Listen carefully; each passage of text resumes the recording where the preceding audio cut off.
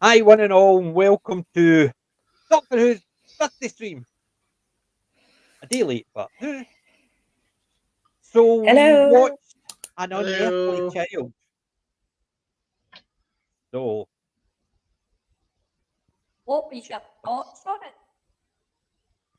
Wonderful, wonderful episode.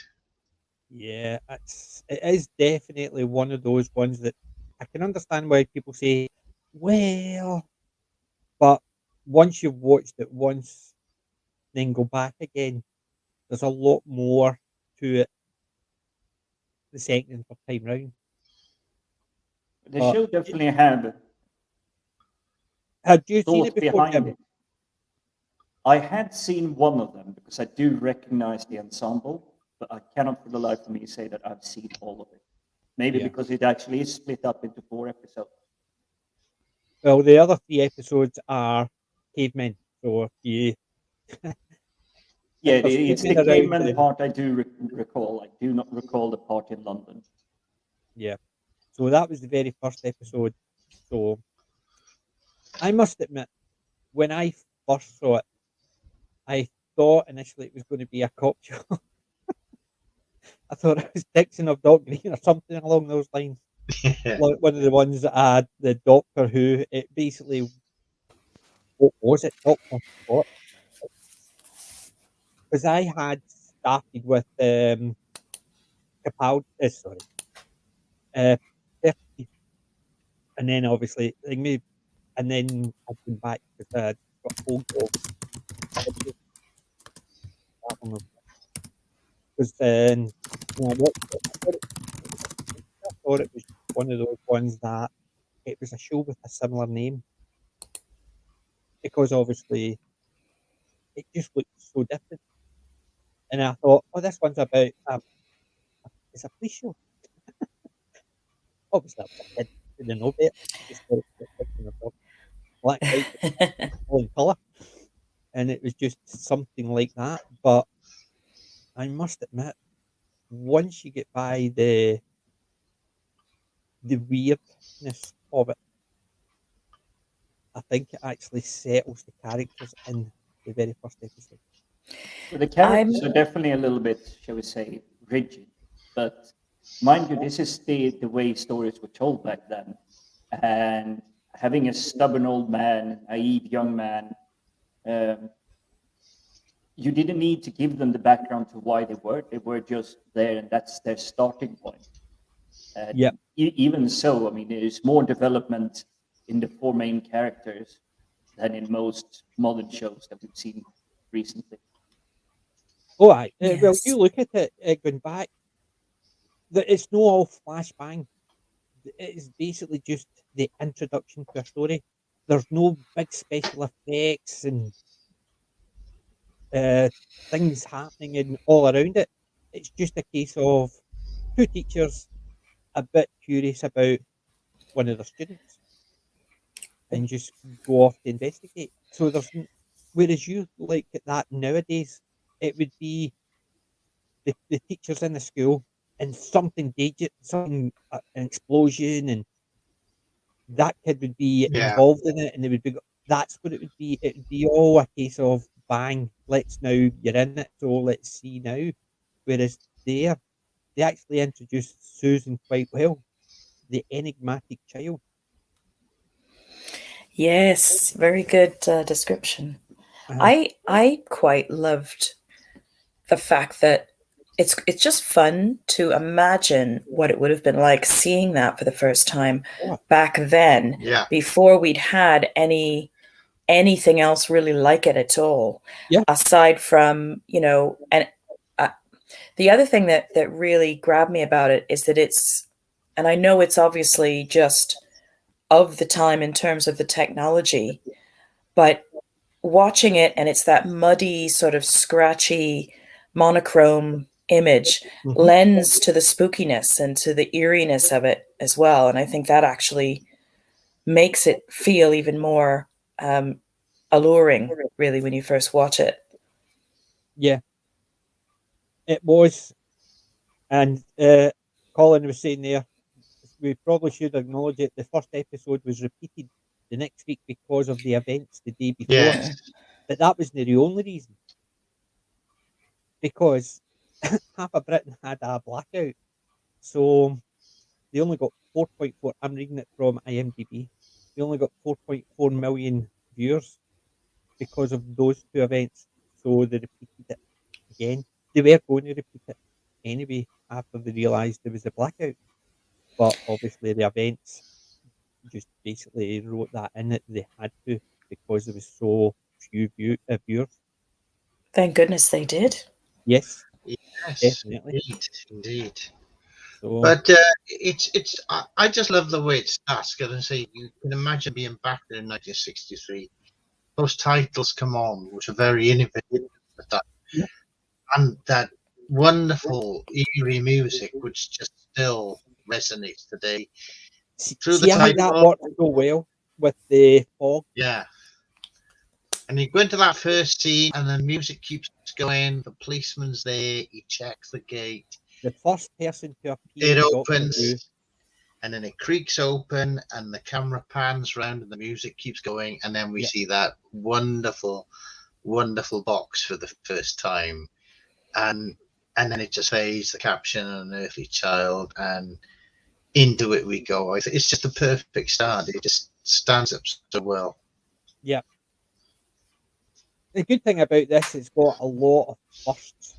Because it was the first one, but people don't really think about firsts, because they're all going on about first. It's the first person doing this, the first person doing that. But you look all the way back then, a couple of the firsts weren't even the main cast, and or else they weren't really credited. Like the first person to appear in Doctor Who was an uncredited actor because his name didn't appear. The policeman. That's true. Yeah. The first monster, the first non. You wouldn't actually class it as a monster because it was a cave person. But it was the first time travel creature they came across. Was effectively, it was a woman, I think, Leslie something or other. She was the shadow. What is it? Leslie Bates. So she appeared as the shadow. So in effect, she was the first out of time person there. And that Obviously, alone was such a wonderful concept. I mean, if you can imagine watching it back then, and you think, oh my God, they've landed somewhere else, and there's another intelligent creature there. What is it? yeah.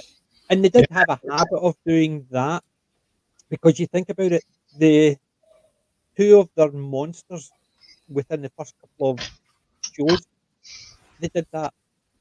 The shadow of the caveman. So they didn't show the person; they just showed the silhouette. And then with the Daleks, they didn't show the Dalek; they showed the plunger. That's right. And Barbara screaming, Yes, so that's how messed that was by the introduced. plunger. Similar idea. And But this is from the era where they actually not only use the words on the screens, the music, they actually use the camera to tell a story.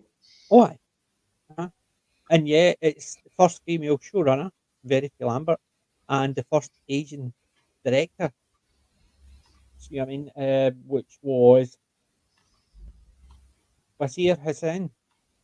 That's right. And considering this was actually, obviously we've seen um the Travels in Time and Space, was it, with David? What's his name? Oh, an Bradley. adventure in space and time. The Adventure in the Space and drama. Time. Yeah. And obviously they were showing it in a particular way. Obviously it was dramatised. It wasn't how it was, but in effect it gave the impression that they didn't think it was going to go a lot. So what did they do? Give it to the woman and the foreigner, because it's not going to be. Not a lot of people would want it because it's sci-fi. The BBC don't really do sci-fi drama. We do high drama, so and yet it is. It showed that they screwed up because they gave it to the people who could make it successful. I think if they'd given it to some of the well-known names, they would have literally screwed it up because they would have been trying to make Yeah. good drama rather than actually stick to the script and Yeah. the vision of what it was to be. And they gave the So- people who believed in it, and Yes. they worked hard to make it, and they fought for it. Yeah, in and they those had the early talent days. to actually take it forward. Yeah, because I mean, going by the drama, I mean, if that's again dramatized, but Verity was reportedly quite. She thought, you know, she was Forceful. quite forceful, and she defended it. When Sidney Newman was saying, "Oh, we can't have these Daleks and things," she put her I foot don't down want and said, bug-eyed "We're monsters." doing it." Uh-huh. So, and Yeah, good for it her. was that was it. That was what he said. Didn't want bug-eyed monsters. Yet they became the most successful bug-eyed Exactly. monsters in British TV. Yeah, Can you think of another bug-eyed monster that everybody knows, even if they've never seen the program? Do you know what I mean? Even if you ask someone, you would even mention things like the Borg. There'll be a lot of people know who the Borg are, but a lot of people wouldn't because they've never watched Star Trek. Whereas you mentioned the Daleks, they appeared everywhere. They were Yep. in newspapers, they were in comic Mhm. strips that had nothing to do with Doctor Who. They were in TV programs that had nothing to do. You had Spike Milligan had a Dalek You on. can barely walk into a comic book shop for the last 30 Yep. years without seeing a Dalek at least. Exactly. yeah. So that was the most Yeah. iconic one yet. Sidney Newman didn't want them on, but that's digressing on to the next ones. But But it's sort of become a word, part of the language. Dalek. yes, People say it has. that's like there's I've seen something about some police type robots somewhere in the States, and they've become known as Daleks. And you look at them, they've actually almost got that sort of bit They're of sort of pepper heading pot to in that direction. Yes. Yes. Why not? Why not just go for it? it. But And you they think still about it. look great because we've got the TV and movie store in our nearby town centre, and they've got a full size Dalek prop Yeah. in the window. Well, I remember And out as in you walk Kilbride. up to it and walk past it, it just looks great. It's just, it really catches. You still Yeah. get that sort of little chill of excitement seeing it. Yeah, I remember when I stayed in East Kilbride, the Waterston had a Dalek in it. And every time I passed it, it was just a big smile. Yeah. Just because it was a Dalek. It had been Exactly. there for years, but every time you walk past it, you go, "Yee." Yeah, we went to the Doctor Who experience in Cardiff a few times, and when especially loves Daleks, as you will happily admit. And it's just great. They got all the various different props there, the huge lineup, and have your picture taken with them, and it's just great. Well, I've got There's my nothing picture like I've got my picture up standing in the two lines of Daleks, standing in the centre of them from the Doctor Who experience. Did you ever make it down to Cardiff for that? I did. You did, excellent. I've even got my wee bank. That's my bank. Oh, Nice lovely. big Dalek. So Yes, I do. we've got a number of them here in different types. We've got a Dalek nursery actually, because where I work, some of the teams, when they go out, if they see an abandoned Dalek on a fly tip collection or something like that, they'll go and bring it back. So I ended up being the sort of the sort of Dalek hospital. I had them all over my desk in work. That happened to me. A so-and-so had this, and it's pulled the plunger off. So you've got about 4 Daleks with different bits missing, and it's a case of taking them all apart and putting them all You back just together. part them out, yeah. Yeah. It felt terrible, mind you. I hated one. I would rather have one with a missing plunger or gun than have one with everything missing and 2 fully working. So Yeah, I yeah. used to actually have it. And then, believe it or not, when they did the asylum in the Daleks, it actually worked a bit better. So you could just actually pile them up and say, that shelves the asylum. Mm. So, but not that I watched that stuff, but it definitely was. But see, even you think about it, this was the first episode, and they didn't have a big dun dun dun moment in it. There wasn't suddenly a monster appeared or a Dalek or anything. It was just the four of them, four people introducing the story and the conflict, and it basically dragged you in straight away. Exactly. Because you think about it, the the relationship between the four of them, right? The Doctor was completely different. He was basically very grumpy, but it was a very standoffish. And you could understand it because he's turning around and saying, see, we'll need to move. These people don't understand it, and we're going to be the centre of attention. So it wasn't a case of he was offhand for anything. He explained why he didn't want to get involved, even though it was mysterious. But he wasn't really. He told them we're from a different place in time. We weren't born on this planet. We're so far ahead of new technology. And if you tell anybody, which you won't be able to not because of what you've seen, we will become the centre of attention, which means we'll need to move on. He tells his granddaughter that. And she says, well, they either let them go or else I'm going with them. And it's a case of he didn't want to let her go, which is obvious. But he effectively says, well, if that's what you want, you can. And then he flicks the switch to take them away. So his granddaughter stays with them. And I could understand that aspect of it as well. Yeah. So Mm. people were saying that he was a very grumpy man and did it. But when you look at it, it's not as he's not as No. off as No, he was people very think he caring. initially was. He was caring, and he obviously didn't want to lose his granddaughter. And at this point, Well, you don't know if the TARDIS can be controlled or it just lands where it wants to. and Yeah, Later on, it's I understand that. yeah. So this version of the episode was a reshoot because yes, the there the was original more. version went a bit wrong. They considered Hartnell to be, or his interpretation to be, and the script to be a little bit too harsh. So I think Yeah. they told him soften him down a bit, Well, they also get changed the Susan. technical side right, and Yeah, they did it again. yeah, and they also had to change Susan's character because initially she was very her outfit was quite futuristic, and they decided to bring that down because they wanted to look like more of a normal teenager. And Yeah, initially, she'd want to actually dress with a dress and stuff like that. And he says, no, it's too sexy because you're meant to be a young kid. So that's why she ended up like with the jeans and the t-shirt type thing. Because they even then they were actually saying, well, you're going to portray this young girl. We don't want people to see you that way.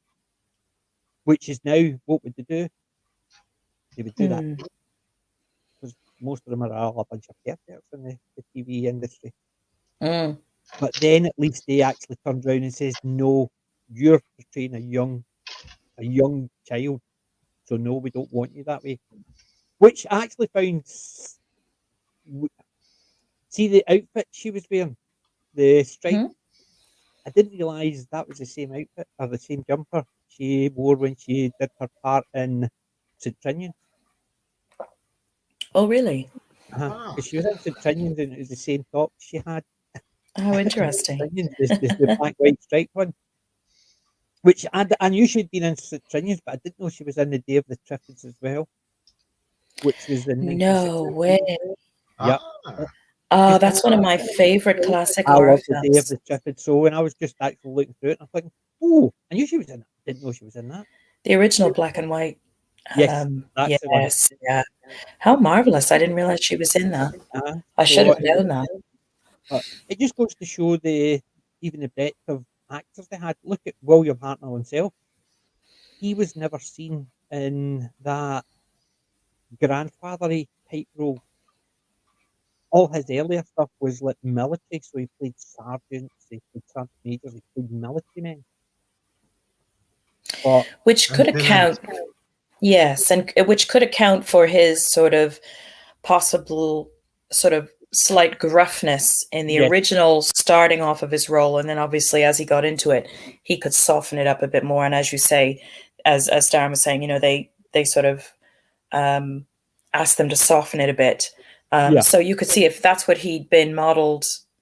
modeling his characters, after for many years, then obviously Very it took him a grandfather while, to Uh-huh. sort of get into that character. Yeah, because he was sort of known for sort of hard men, sort of harsh characters. Yeah, Mm. exactly. There was So- there was a film back in the 50s called Hell Drivers. He was in that. He played a very Yeah. very good part in that. Almost one of the Well, villains he was of that actually film. in a movie, Brighton Rock, with Yeah, Richard. Was it David Attenborough? He played Richard Richard. Attenborough. Dickie Attenborough. Aye. So basically, he was in with him, and Attenborough played the psycho. And And although he played a gangster, William Hartnell played a gangster. He was almost like a gangster with a heart of gold. yes, He was there's some of his older films turn up on the Talking Pictures channel sometimes as well. Yeah. Always good to see. Mm. This Sporting Life, I think he was in, and Carry On Sergeant. Yes, well, the Carry On once he was in, he was superb because I think because he'd actually played the military side, he could do Yeah. that. But obviously, he had a bit of a sense of humour where that's my Christmas lights just dropped. I just seen that. So I've got my Yeah, it's Christmas very lights. festive. I like it. Yeah, and they just stopped. So I need to get them And- taped down And the properly. comedy series he was in, he played a sergeant major as well. Was that the? I can't no, think of the name. I know it. No, see, I know. Was it Pertwee played in the Navy a lot? Was it the Was army it the game? Army game? Yeah. Is it the Army game? I think he in? played a sergeant major in that Yeah. as well, and he sort of again this sort of harsh sort of personality. So Yeah. when he got Doctor Who, I think he loved it because he just wanted to play this sort of A sort of grandfather type rather than a grandfather type military. figure. Yes, And I think And he sort actually of- played it quite well because I remember my grandparents. Basically, they could be stern, but they could be fun as well. yeah. My granny. Basically, I love going to my granny's, but I don't think when I'm off at my granny's, I'm on my best behaviour. But I still love going because as long as you were on your best behaviour, you can cakes, sandwiches, everything. Yeah. But if you're not on your best behaviour, sitting in that corner and don't know, yes, Granny, no problem, Granny. And it was literally like that, and that's what I think William Hartnell came across as this stern grandfather. He knows better. He's lived his life. Well, that's what's I think was one of the great positives, because you could relate to him either as a grandfather or even as a father figure. So it didn't matter if you were male or female. He had that you could look up to him, and I think that was such a key element to a show like that. That was ideally being aimed at the young audience. Yeah. And it was just spot on the way it was because done. everybody had a grandparent that was a bit stern, but they're the type of person you would go up to ask you wanted a question, because a grandparent's not because they've been around the block. It's, you know what I mean? Even your And that exactly, your and that always knew more than your dad. and that makes his dialogue and his comments all the more believable and valid, because, as you say, he's been around the block, so he's able to instantly convey that expertise to the audience. I've no idea what William Hartnell's army career was or military service. Yes, I saw that somewhere. I thought he was actually in the army, but I don't know. Well, he was Because he was an 55. active fire. He was I do 55 believe in he was. 1963. So I'm sure he had actually done some service, but I don't think it was. I think it was at between the wars, and I don't know if he was actually, because he was an actor beforehand, and I don't know if he was like the concert party or something like that. I'd heard that he had served between the wars. Yeah, I found it here, PJ. Huh? From the outbreak of the Second World War, Hartnell attempted to volunteer for the RAF. He served in the British Army in the Tank Corps, but he was invalidated out after 18 months as the result of a nervous breakdown and returned to acting.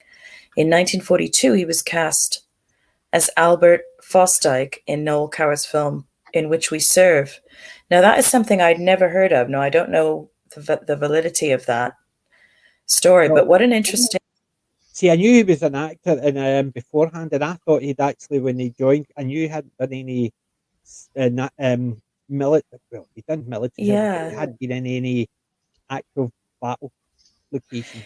Yes, but what an interesting commentary that he did quite a few war films from the sounds of it, or played, characters of that ilk. So we don't know what was going on in his life at that time. So there may have been other extenuating circumstances.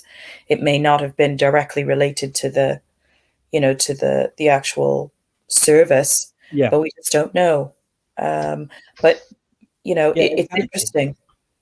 But back then they also had different terminology for different afflictions that war could have as an impact on you as a service soldier. That's true, Jim. Yeah, very good point. And also the fact that he tried to volunteer, so it's not as if he was actually, he got drafted and then he got away to get out. He tried to volunteer. He obviously was.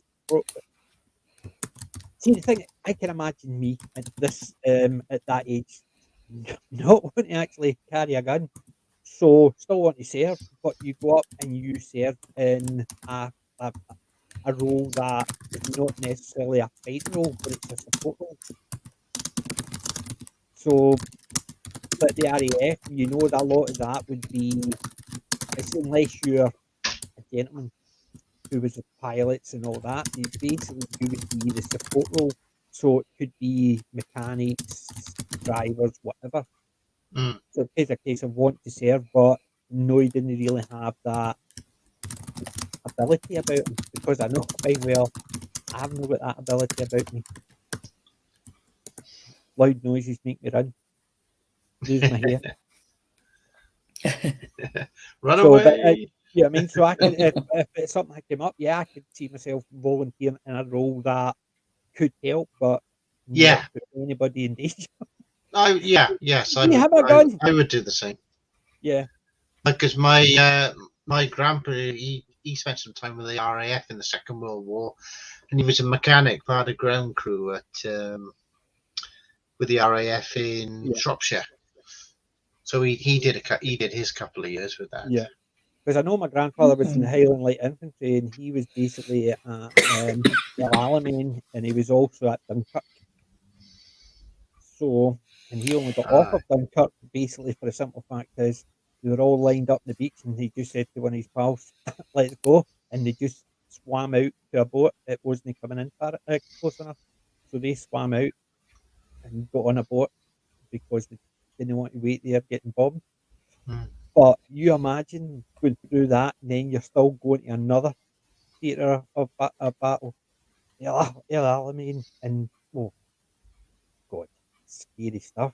So you can imagine especially if you've lived through the First World War or your dad's come back and you've heard stories, would you want to actually go through what your parents have or your grandparents have? That's right. I mean, I've heard some stories. I mean, a friend of mine, his father was a sergeant major in the war and part of the D-Day push into Europe, and some harrowing tales. He says there were men on both sides in the intensity of what was going on.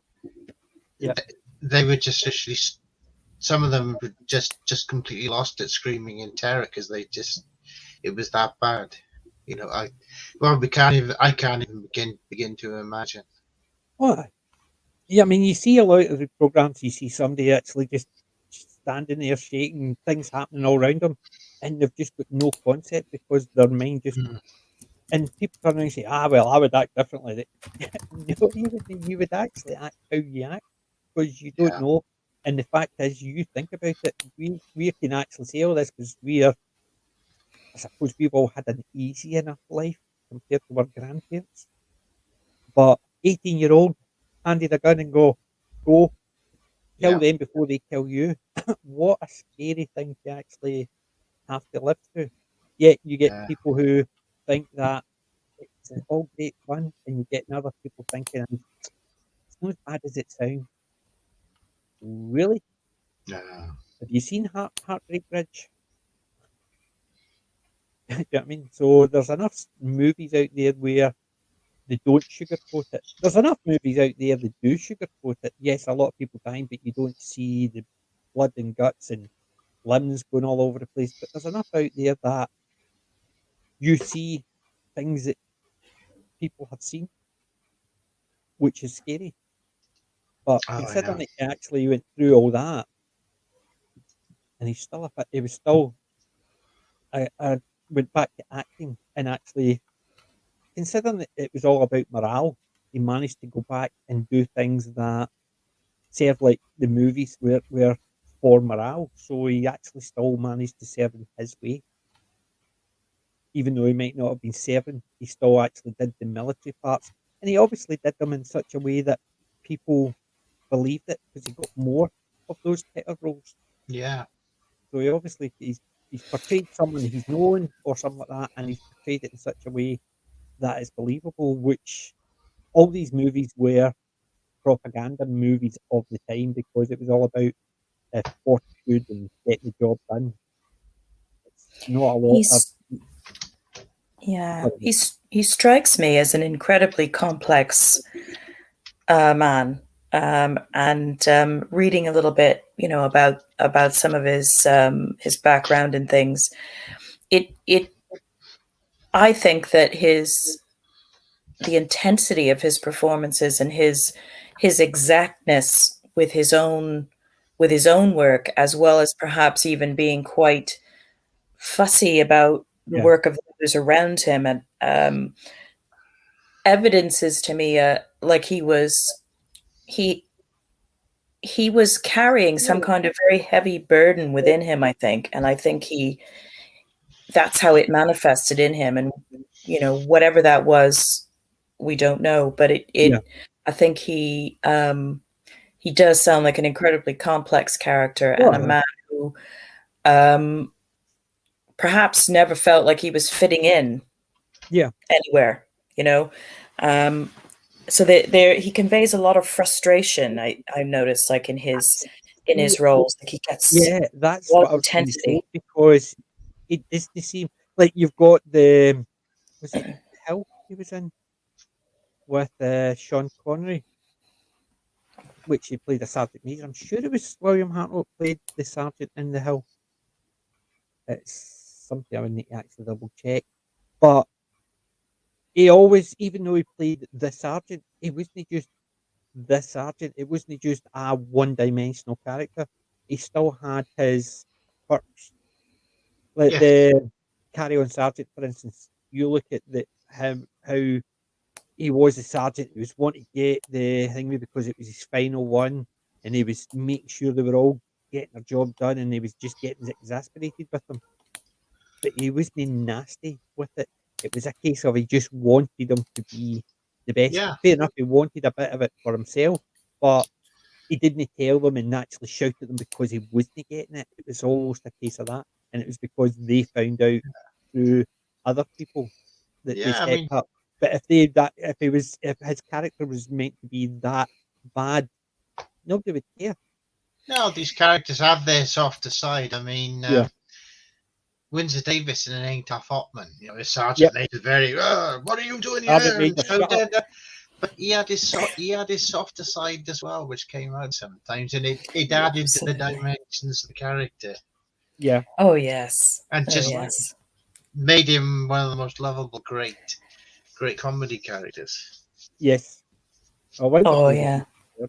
We adore him. Yeah. This is interesting as well, and I was reading just a little bit now about his health issues later in his life, because it appears that he died quite young comparatively. He was only 67, but it mentions cerebrovascular disease, and it's questionable how long that was going on, because it does list quite a few symptoms that would have caused him to become angry and irritated because of his own confusion or memory issues, and that was sort of picked up on in the special, wasn't it? That he was starting. They realized that it was just getting a little bit too much for him, towards the end of his Yeah. run, and they felt they needed to do something. But I feel like it could very well have been a lot of these things under the surface for quite a while that might have been building, because it obviously led then to some strokes and things like that later in his life. So you can see the pressures that he must have been under. Yeah. And we don't He would have. really know when that started. Yeah. I'm actually just trying to find that movie. I was trying to find what he was in. I'm sure it was Excuse me something for about the coughing. hill, but I can't actually find it in anything. And it's not coming up with him in it. But I was sure it was him. The Hill. There it's there. 1965, the movie with The Hill with Sean Connery, who played the sergeant. Because Roy Kinnear was in that. I can't see, so obviously it's not him. RSM William was Harry Andrews. That's who it was. I thought it was actually William Hartnell, but it's Harry Andrews, who is another one that's actually done a lot of military. Yeah, the film he was in with Sean Connery, that was Hell Drivers. And that's worthy of a discussion in itself, because that's quite a classic. That's a classic film, and the cast on it is amazing because we've got Sean Connery, William Hartnell, and a number of other faces who went on to become really big names, and they're all in this sort of 1950s drama. Yeah. That actually definitely is one. There's one for our Saturday show sometime in the new year. Yes, definitely. Yes. Definitely. I'm actually just, but it's, you think about all that, right? I have it right. See, there was things when I was watching this again.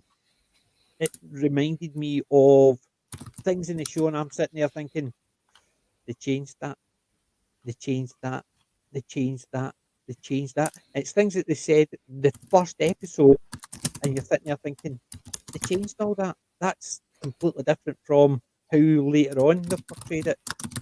And it's not just things like TARDIS, it's a name I made up. And it's obviously, they've said the Time Lords, they call it a TARDIS, so it's obviously what Susan said she made up. But it's things like Ian and Barbara had to drive to Trotter's Lane, whereas later on, the school is right next to Trotter's Lane. And you're sitting there thinking, why did they have to have the school right next to Trotter's Lane? Because Susan said she liked to walk, but Barbara and Ian drove there. So if it was right next to Trotter's Lane, why would they drive? Because he says he nearly got lost if the fog. He was glad the fog had cleared because he would have got lost. So if it was right next to the school, it's not a very good teacher. He can't actually find the building next door. Yeah, I mean, that was probably some disruption in the space-time continuum. Yes, Sort but of it's just weird distorted the that space watching it and the it's just dimensions. and it's just watching it. You're sitting there thinking, why did they change that? That it made zero sense. Yeah, I can understand the TARDIS part because they mention the TARDIS when they're on Gallifrey. So if Susan made up the name, it wouldn't have. If they just called the Gallifrey, they called it a Type 40, and they left it sort of open ended. Nobody else called it a TARDIS except the Doctor and his companions, who family, friends, whatever. His granddaughter made it up. It's just a name it stuck through his life. The other people who came in and out, I could have understood that, but because they wanted to use the TARDIS as a name when they were on Gallifrey or whatever, then they changed it. I can understand that. But things like where the school is, what difference did it make? You know what I mean? It's things like that when they change something, it's unimportant just because. And it's wee things like that. I just wonder why somebody does things like that. Yeah, I mean, so I did notice things that had changed. Obviously, the inside of the TARDIS changed a wee bit. The hill is the one about the military glasshouse, yes. But so both the Doctor and James Bond, then, yeah, both iterations of the Time Lords. 'Cause everybody says James Bond's a Time Lord because his face keeps changing. Ah, yes. That's another discussion. Yeah, that's another one. Although I still say to the captain that it's a code name and a backstory. That's why the person changes and slight things change, but things stay the same because it's a backstory. It's a code name and code cover identity. So Yes, that's another theory, isn't it? yeah, but Jim, you're quiet. So what did you? Of course, I'm quiet. I'm just enjoying the discussion. But overall, this is the kind of sci-fi that I fell in love with initially. Um, the way they have um, a mean of telling a story in more than just one channel. So if you look at the modern, shall we say, sci-fis today, it's just CGIs and explosion, fast movements. The camera rarely is used today to tell stories. It's just showing something visually, something really spectacular. But that's mainly all there is. And it's used to cover up weaker stories. It's used to cover up less good soundtracks. And I've Uh-huh. seen that even in the world of gaming, where it's probably 10, 15 years ago when it started to become a race of who could have the most trestles and most pixels and highest resolution and highest dynamic range and all of that. And it was all just visual candy and very little focus on a gameplay story or gameplay mechanics. Yeah, For me, when it comes to that, I like to figure things out. So I don't want too much help. But most games today, they will have like a shiny blue beacon on a map or something, and essentially, instead of exploring, you just head straight for that and just continue on to the next and to the next. And it feels like film storytelling today is doing exactly the same thing. yeah, definitely. Sadako saying it, he didn't think they were right next to each other because in Remembrance Daleks, that's true, Remembrance Daleks, but actually in the New Who, there was the one where Coal Hill School, because it did say Principal Ian Chesterton, and right next to it was the lane for Trotter's Lane. I can't remember what episode that was in, but there was a sign. It was Coal Hill School with Ian Chesterton, and right next to it was Trotter's Lane, with the I Am Foreman's scrapyard still there. That's right. That was the 50th anniversary special. Yeah, so that's what I was meaning. So yes, Yeah. whereas like the Remembrance of the Daleks, the distance is fine because they didn't need to change it because there was no need to change it, and they still could have both of them. But later on, it's a case of the night next to bed, and it's obviously surprise, surprise. Knew who it did because people don't understand that there could be distances between places that are related. Yeah. You know what I mean? That's like turning around saying, right, I'm leaving my mum's house and I'm going to my granny's. Right, they're right next door because we can't understand that you have to travel. That's what it's the always find that they do it is almost like they have we can't actually explain to people that although we're only showing you leaving the school and entering the Trotter's Lane and there's a less than 30 seconds between those two happening on screen, we have to tell people that they're right next to each other because they don't understand that of a time cut. So it could be 10, 15 minutes later, but they're only showing you leaving and entering, so we don't want you to show you the 15 minutes in between. People can't understand that, so they have to be right next to each other. But that's me just being cynical about the modern youth. That's No okay, we're allowed. No understanding. When I were a lad, and yeah, I a know what lot you of mean. it was Tom Baker's, but there was also Pertwee's, there was bits in Troughton when they first brought in the Time Lords and stuff like that. You had adding to the story. And then obviously with Tom Baker, because he was the longest serving one, they basically there was a lot more added because of that.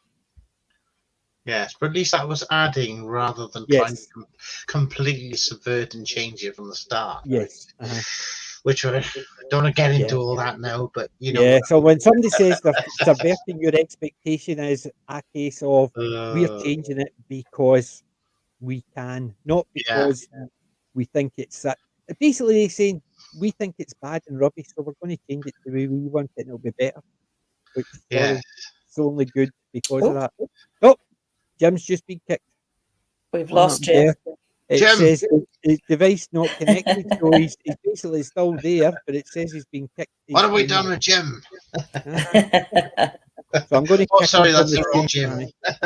I'm going to kick Jim because it says his device is not connected, so I've kicked him. And hopefully it'll allow him to reset. He's probably his machines went bang. There's something in the private chat. Okay, still here. Camera is dying. Is that what it was? So I've kicked him, so he'll come back. Weird. So just to add something quickly to talking about William Hartnell, definitely the first Doctor. Oh, it definitely is. William Hartnell is the first. Absolutely the first. Yeah. There is no, sorry, when they turn around and say there's been thousands of doctors and Hartnell isn't the first, and then they sell you something saying the first Doctor, they can't even understand it themselves. Yeah. So if they basically tell you one thing and then they try and sell you something that's got something else, it shows you how inconsequential it is. Well, they might as well go off and create a completely different series. Which I've always said that's what they should do do. it. If they want to come in with all these different ideas, go create something else rather than try that would have been my thought, because I mean, how fab would that have been? You could have had two series, you know, and perhaps, you know, a totally different following for the other one, but you would have had crossover as well. So it just seemed from a business decision point of view, it just seemed a poor decision to me. To me, what they should have done is what it is. They shouldn't have actually started all this rubbish because they wanted to bring in a strong female villain. Bring in the Rani, don't make her the master. They want to make a female Doctor. You've got Romana, you've got the Chancellor, you've got a load. They could bring they wanted a female Time Lord. You'll get people who will love the current show watching that as well, and then you'll get people who'll see that will come over to that one. It's like the Sarah Jane Adventures. People actually went from Doctor Who to watch the Sarah Jane, but you had a lot of people who were Sarah Jane Adventures for the first time they got introduced to it, and then they found out it came from Doctor Who, so they went to Doctor Who. It's bringing people together rather than turning around saying we don't want you here anymore. Yes, unfortunately, it was it appears to have been a decision made for the wrong reasons rather than a story-driven reason, and that's the bit that unfortunately, you know, is just a bit of a deal breaker for me. It just, I looked at it, I gave it a shot, despite some very strong misgivings, but watched a whole season, and you know, it did feel like just a completely different show. It didn't feel like Doctor Who anymore to me, but you know. Be that as it may, we've got now to look forward to seeing further down the line in a few years what RTD comes up with. Yeah, we'll give it a look in. We'll give it a look in. Unfortunately, I don't think it'll make much difference because I've heard what you said, and the BBC won't bring somebody in. It will actually turn around and say that was all rubbish, so we'll ignore it. They're just going he has that's my attitude. Russell and his company, they do now have they will have full creative control. Yes, BBC Studios will handle the distribution and merchandise and things, but but I still think I mean, even BBC taken out of their hands. Even BBC, and if they want to make money, they're going to have to put it right. The movement of defund BBC, of the people that are starting to drop out, paying the license fee, are stopping to watch live TV, which is the only thing BBC can actually claim money for. The thing is, I think what's going to happen is they're going to turn around and say you've got free reign. However, you're not allowed to touch this. You're not allowed to disparage this. You're not allowed to change this. So you get free reign, but that is there. You cannot change it. So they'll not be able to go back and say that that was just a master line, or it was actually the master, or it's an alternate reality, and because you'll be told you can't change that. You have free range what you want to do now, but you can't do anything to. I Yeah, I I think you think give the, shall we say, head honchos, whoever it is that's doing a lot of these production, they don't have a clue about the original material. They're not gonna stay up to date what the actual storyline is in whatever the fan base is unhappy with or less pleased with.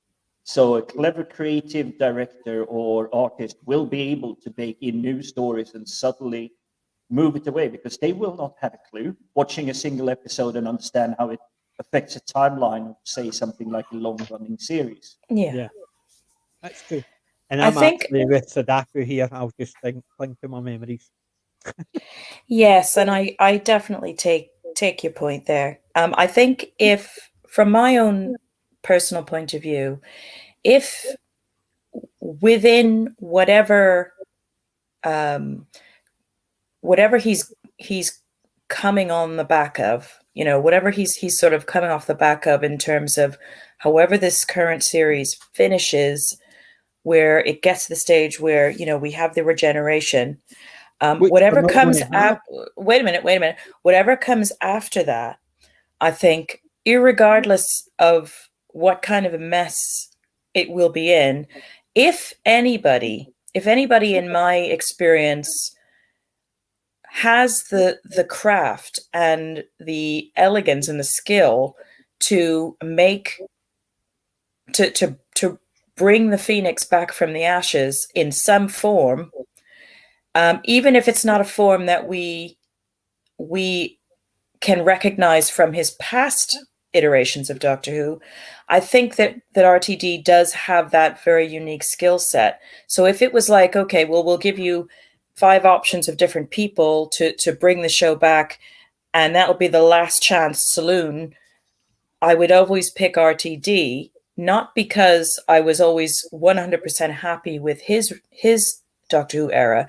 I still credit him with creating a show that very smartly catered for the normies and catered for the classic fans to an extent, and catered for new fans. And unfortunately, towards the end of his run, and then it bled into Moffat's run, and he had some of his own issues that I have with some of his stuff. Both of them are just so extraordinarily talented. It was just, I think, dragged out for a bit too long.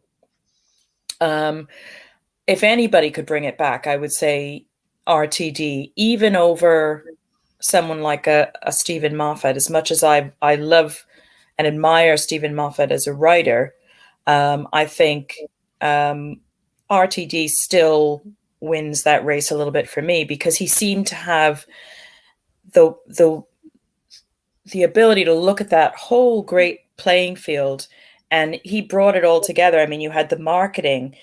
I mean, there was a point in time where you couldn't step foot in any shop like an Asda or a big retail place. It was wall to wall. And even the smallest shops, the smallest little mom and pop shops, there would always be something. There would be some sort of Doctor Who merchandise there. And so that's where I lay my faith in Russell. I'm not saying I'm going to be happy. We may not be happy with what we see, but I very begrudgingly watched Jodie's first season, despite my misgivings. But with Russell, I will certainly go into it, depending on the casting, I will certainly go into it with, I think, much more hope than I did, with the Chris Chibnall era, because I already had quite a lot of reservations about that from a creative point of view. Yeah. See, I think you're right. I was never a great fan, because I always found the newer stuff no cerebral enough. but it was entertaining enough because it actually, as you said, it brought everybody in. It brought the older crew like me, brought the younger ones like my friend, and it brought in people who have got no interest in it because it was a good, entertaining show. Even ones that I didn't like, I could understand why people did like them because they were entertaining, but they weren't Doctor how I remember it, but they were entertaining. So I did watch a lot of the earlier stuff, and then I got a bit fed up with it. But that was just as it went on. Like Eccleston's reign, I actually thought very Tom Baker like and stuff like that. And Mm.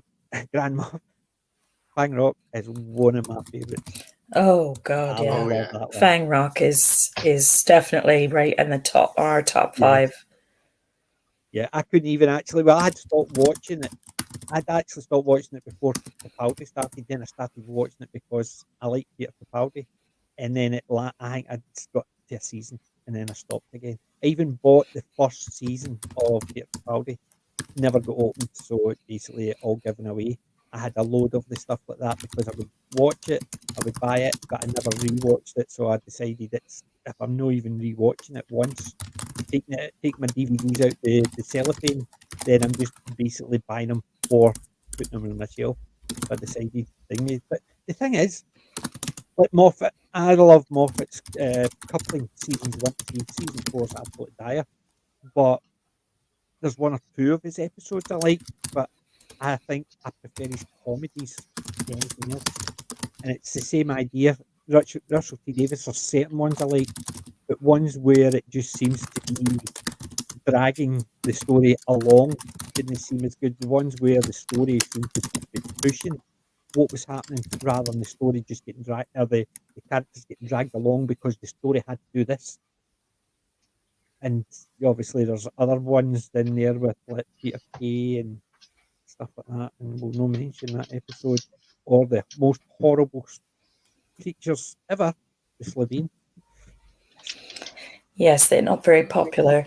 No, I never They saw weren't the worst for me. I mean, but I would the have worst, to. the worst I'd have monster was to. the Betty Bassett monster from Sylvester McCoy's.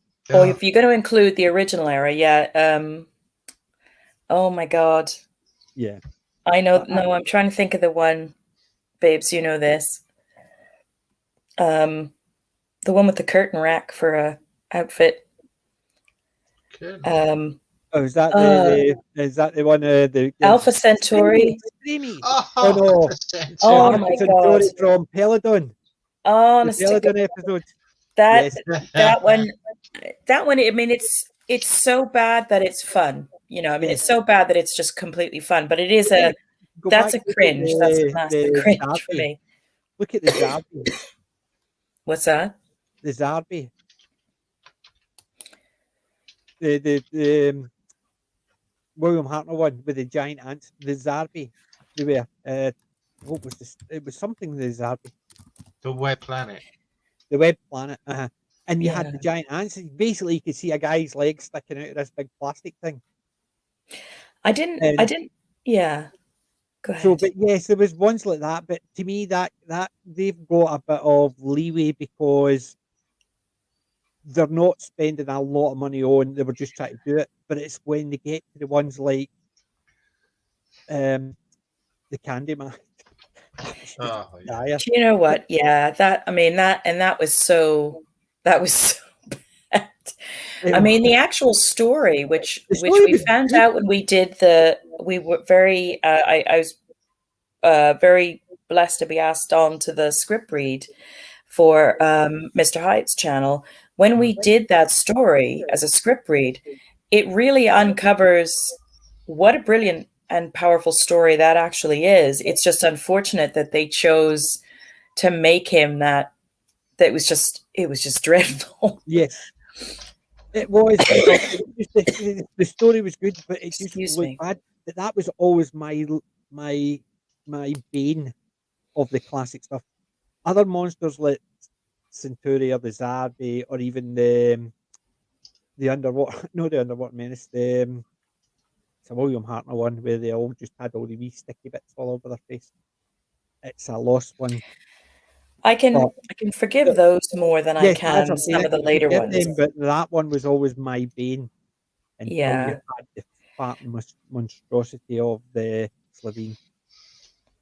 They, they, they might have looked good on paper, but the fat parts and all this, and it, it was a one-off joke was fine, and then it became ridiculous. It's the same as the Weeping Angels. Initially, they were fine right up until the Statue of Liberty. Then they became a farce. They became unfunny. It's that type of thing. It's nowadays they might have a good idea for a monster, but they take it to the ridiculous, and that's where you get the ones like that. So you had, like, for instance, Weeping Angels, really good one shot for Blink. However, the next time they had them on, it was a bit sillier. Then they had them to the point where you had the Statue of Liberty being a Weeping Angel, and it just became stupid. And that meant every time you think about the Weeping Angels, you remember the Statue of Liberty, and it ruined the Weeping Angels.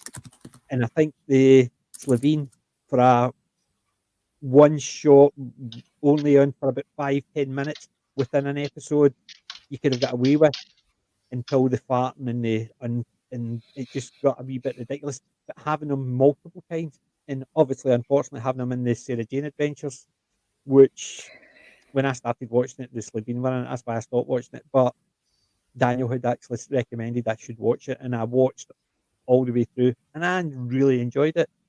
The ones with the Slovene, I could just forget, but the rest of the stories were really good in Sarah Jane. See, I don't. I must admit, I don't. I'm not as put off at all by the Slitheen episodes, the first two-parter, because I think it was actually there were so many good character moments between Chris Eccleston, Billy, and do forgive me, the actress that played Harriet Jones.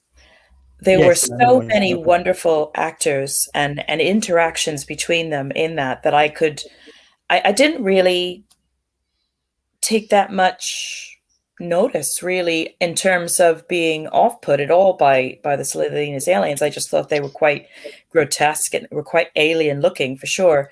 I wasn't that the bit with the pig where they put, I thought that was a little bit silly. Yeah. That I thought I could have done without that, but it didn't take me out of the stories at all.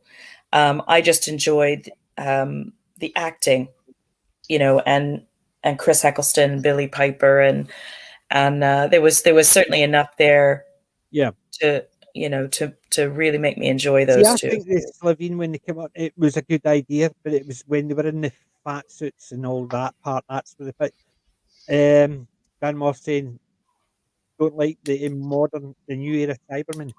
I initially liked the idea of the modern era Cybermen, where they're all marching in step, very robotic cyber. I mean, I thought it was when they got to the point where you've got thousands and thousands of Cybermen in one Dalek, and the Dalek, they couldn't do anything. They had to team up with the humans to actually defeat a single Dalek. You're talking about the Cybermen, and yet they couldn't deal with one Dalek.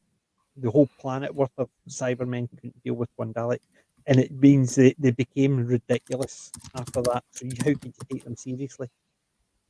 And it's things like that, or else when you had so the idea of the Cybermen was good, but I think it's the same idea. They became ridiculous, and I think that's to me was the way things were going. Every time they brought in a good creature or a good monster, they would do something with it which made it ridiculous. Like for instance, that episode I was saying about all the Cybermen, one Dalek, and that Dalek's making jokes. Really, a Yeah. Dalek's making jokes. I Like, mean, it tends to happen to almost all good creatures that yeah, comes from films.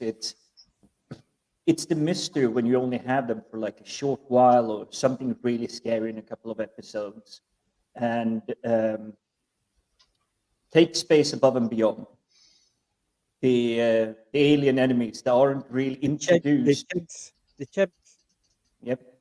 Yep. They're not really introduced that much until quite later on. So they're And you still only see quite them in the scared. armor. You never see them out of the armor. You only see them in the armor. There's no deep delving into it. You just know they attacked and there's a battle and they don't know why and the only ones that have seen them are the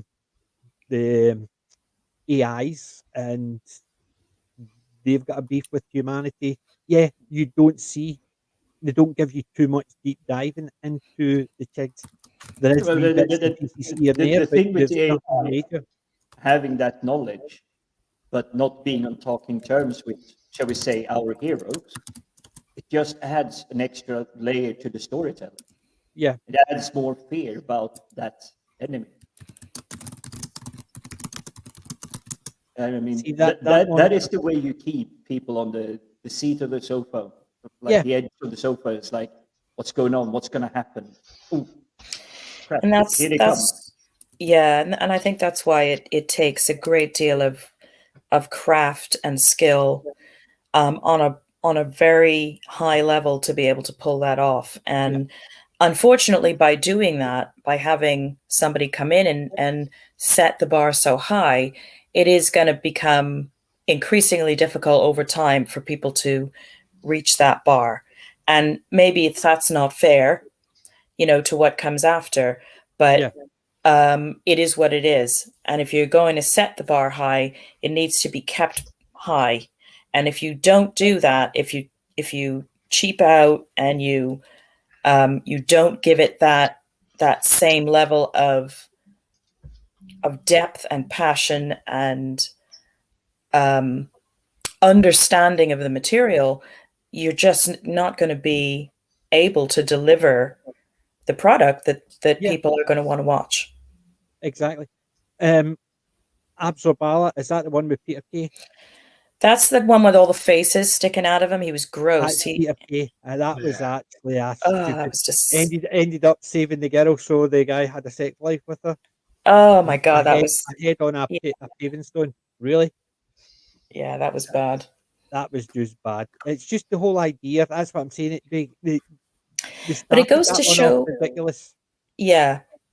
What it goes to show to me is that you can have bad episodes. All eras of Doctor Who have had crap episodes, but it's the occasional, crap episode in an entire run versus every episode being more cringier than the next. And that's where I find I have had to sort of, we've just stepped away from the current because it's just it's not delivering the product that we're used to getting. The problem is can you name 5 really bad episodes in the classic? Yes, of course we all can. Can you name 5 really good episodes in the new? It's a more difficult one. And you see what I mean? That's the difference. The bad ones were a rarity, just as the good ones are a rarity nowadays. And that's where the problem is. You can't turn around and say, even if you don't like what's happening, there might be the occasional one which is good, even though the people who act in it or whatever, but the story is really good. But that's a rarity, whereas a bad one was a rarity back in the day. And it's things like that. That's the difference. Then it was all good with the occasional bad. Now it's all bad with the occasional good. And that's just bad how that happens. Which is unfortunate. I'm trying to work out what the pig that bothered me was. The doctor's idiocracy. Never seemed to occur to him that to warn the soldier, don't shoot. What part was that? What was that episode? Say again? That was from the Slitheen episode. Oh, with the pig. Yes. The pig thing is running down the. Yeah. That's what I got. They'd recovered a body from the crash UFO. And that's what it was. Oh, there you go. Yeah. That's it. Yep. That's it. The ship that took out Big Ben. They got me in a car boot tail. So although it's not a classic, I'll go. Oh, that's okay. I'm allowed to keep stuff that, as I said, just no matter what, I usually keep stuff if somebody's gifted it. So I'm Yeah. not a bad person. Honest stuff. No matter what people tell me, I try not to. Oh, that doesn't It's just matter. I wasn't entirely sure. But yeah, he could have shouted, "Don't shoot!" But it's the fact is, why wouldn't the doctor go, "Shush, don't say it," because we want them to shoot because we want this to happen. Well, if One you actually have to example, make a silly thing happen because yeah. by somebody not doing something that they would do, if people know they would do, then that's when you've actually decided we don't want good writing, we just want the story. Well, back then, the Slovene episode, why didn't he tell them not to shoot? Actually, it was part of the storyline, and the Doctor was still a little bit traumatized by his Time War experience, so he wasn't quite. That's a good He point. wasn't quite Yeah. with it.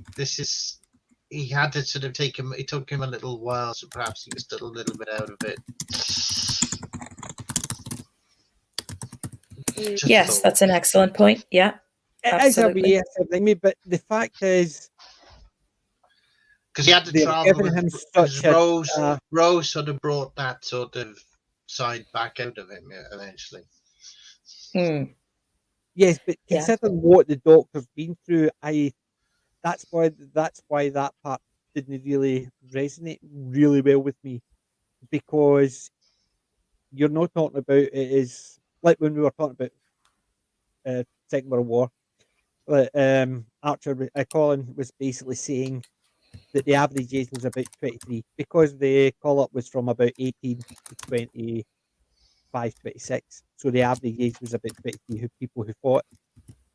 So you had younger ones and you had slightly older ones because you had people who were already in the army slightly older.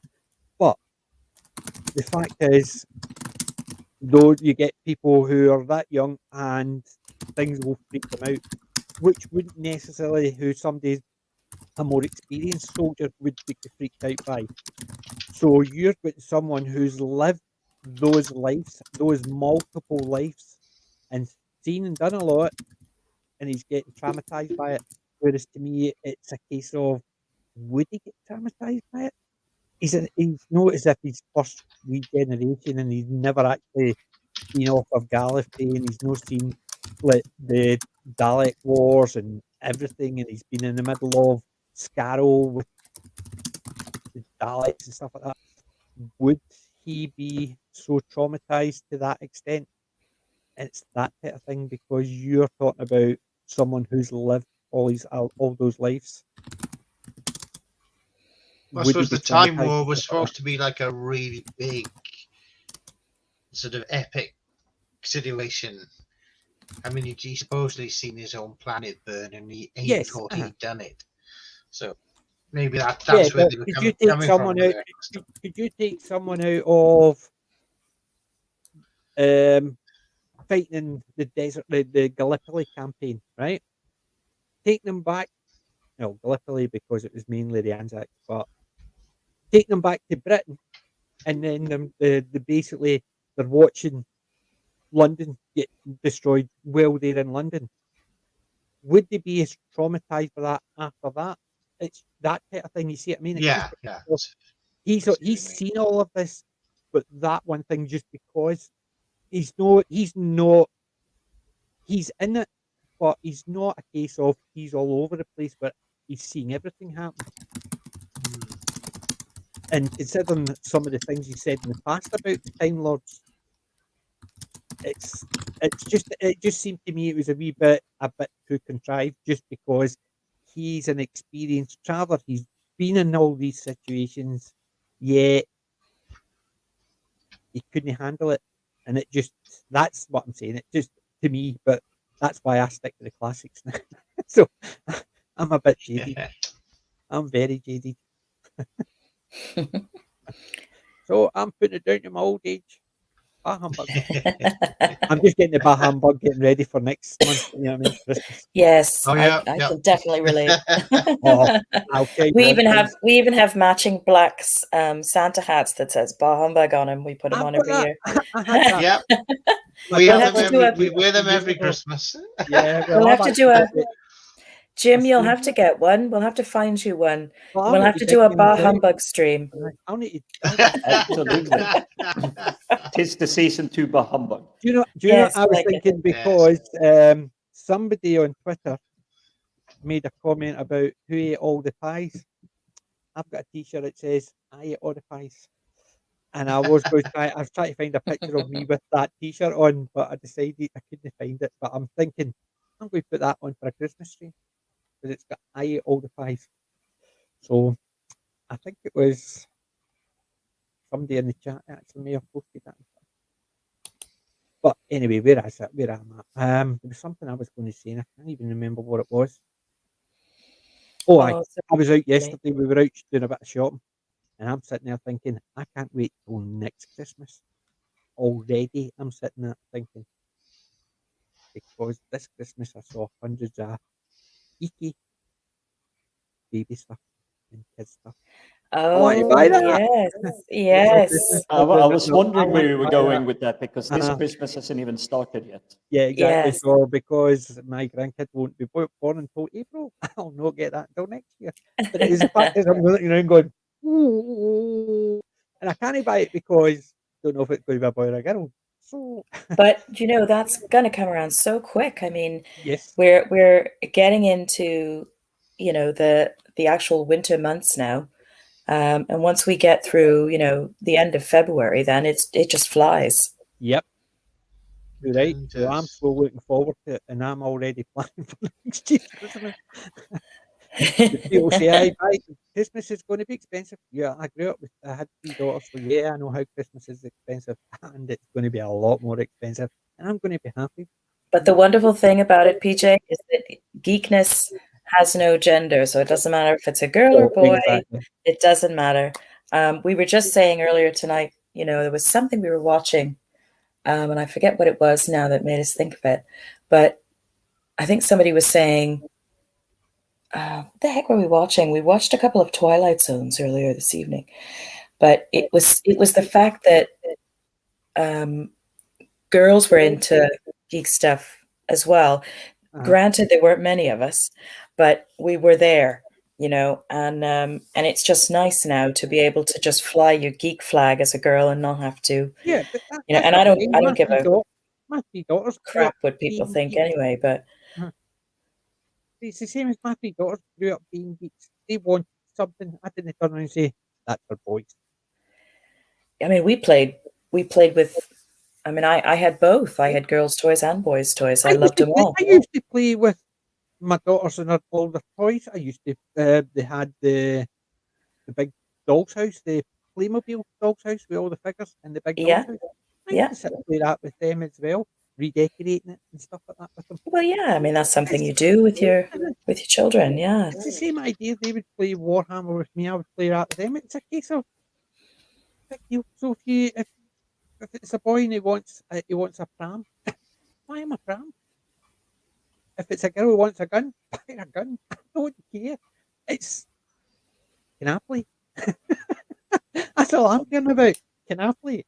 Unfortunately, I believe there's going to be quite a lot of, despite how much it is that whole 57 genders and whatnot, there's going to be a lot of other people going to have comments on your grandkids.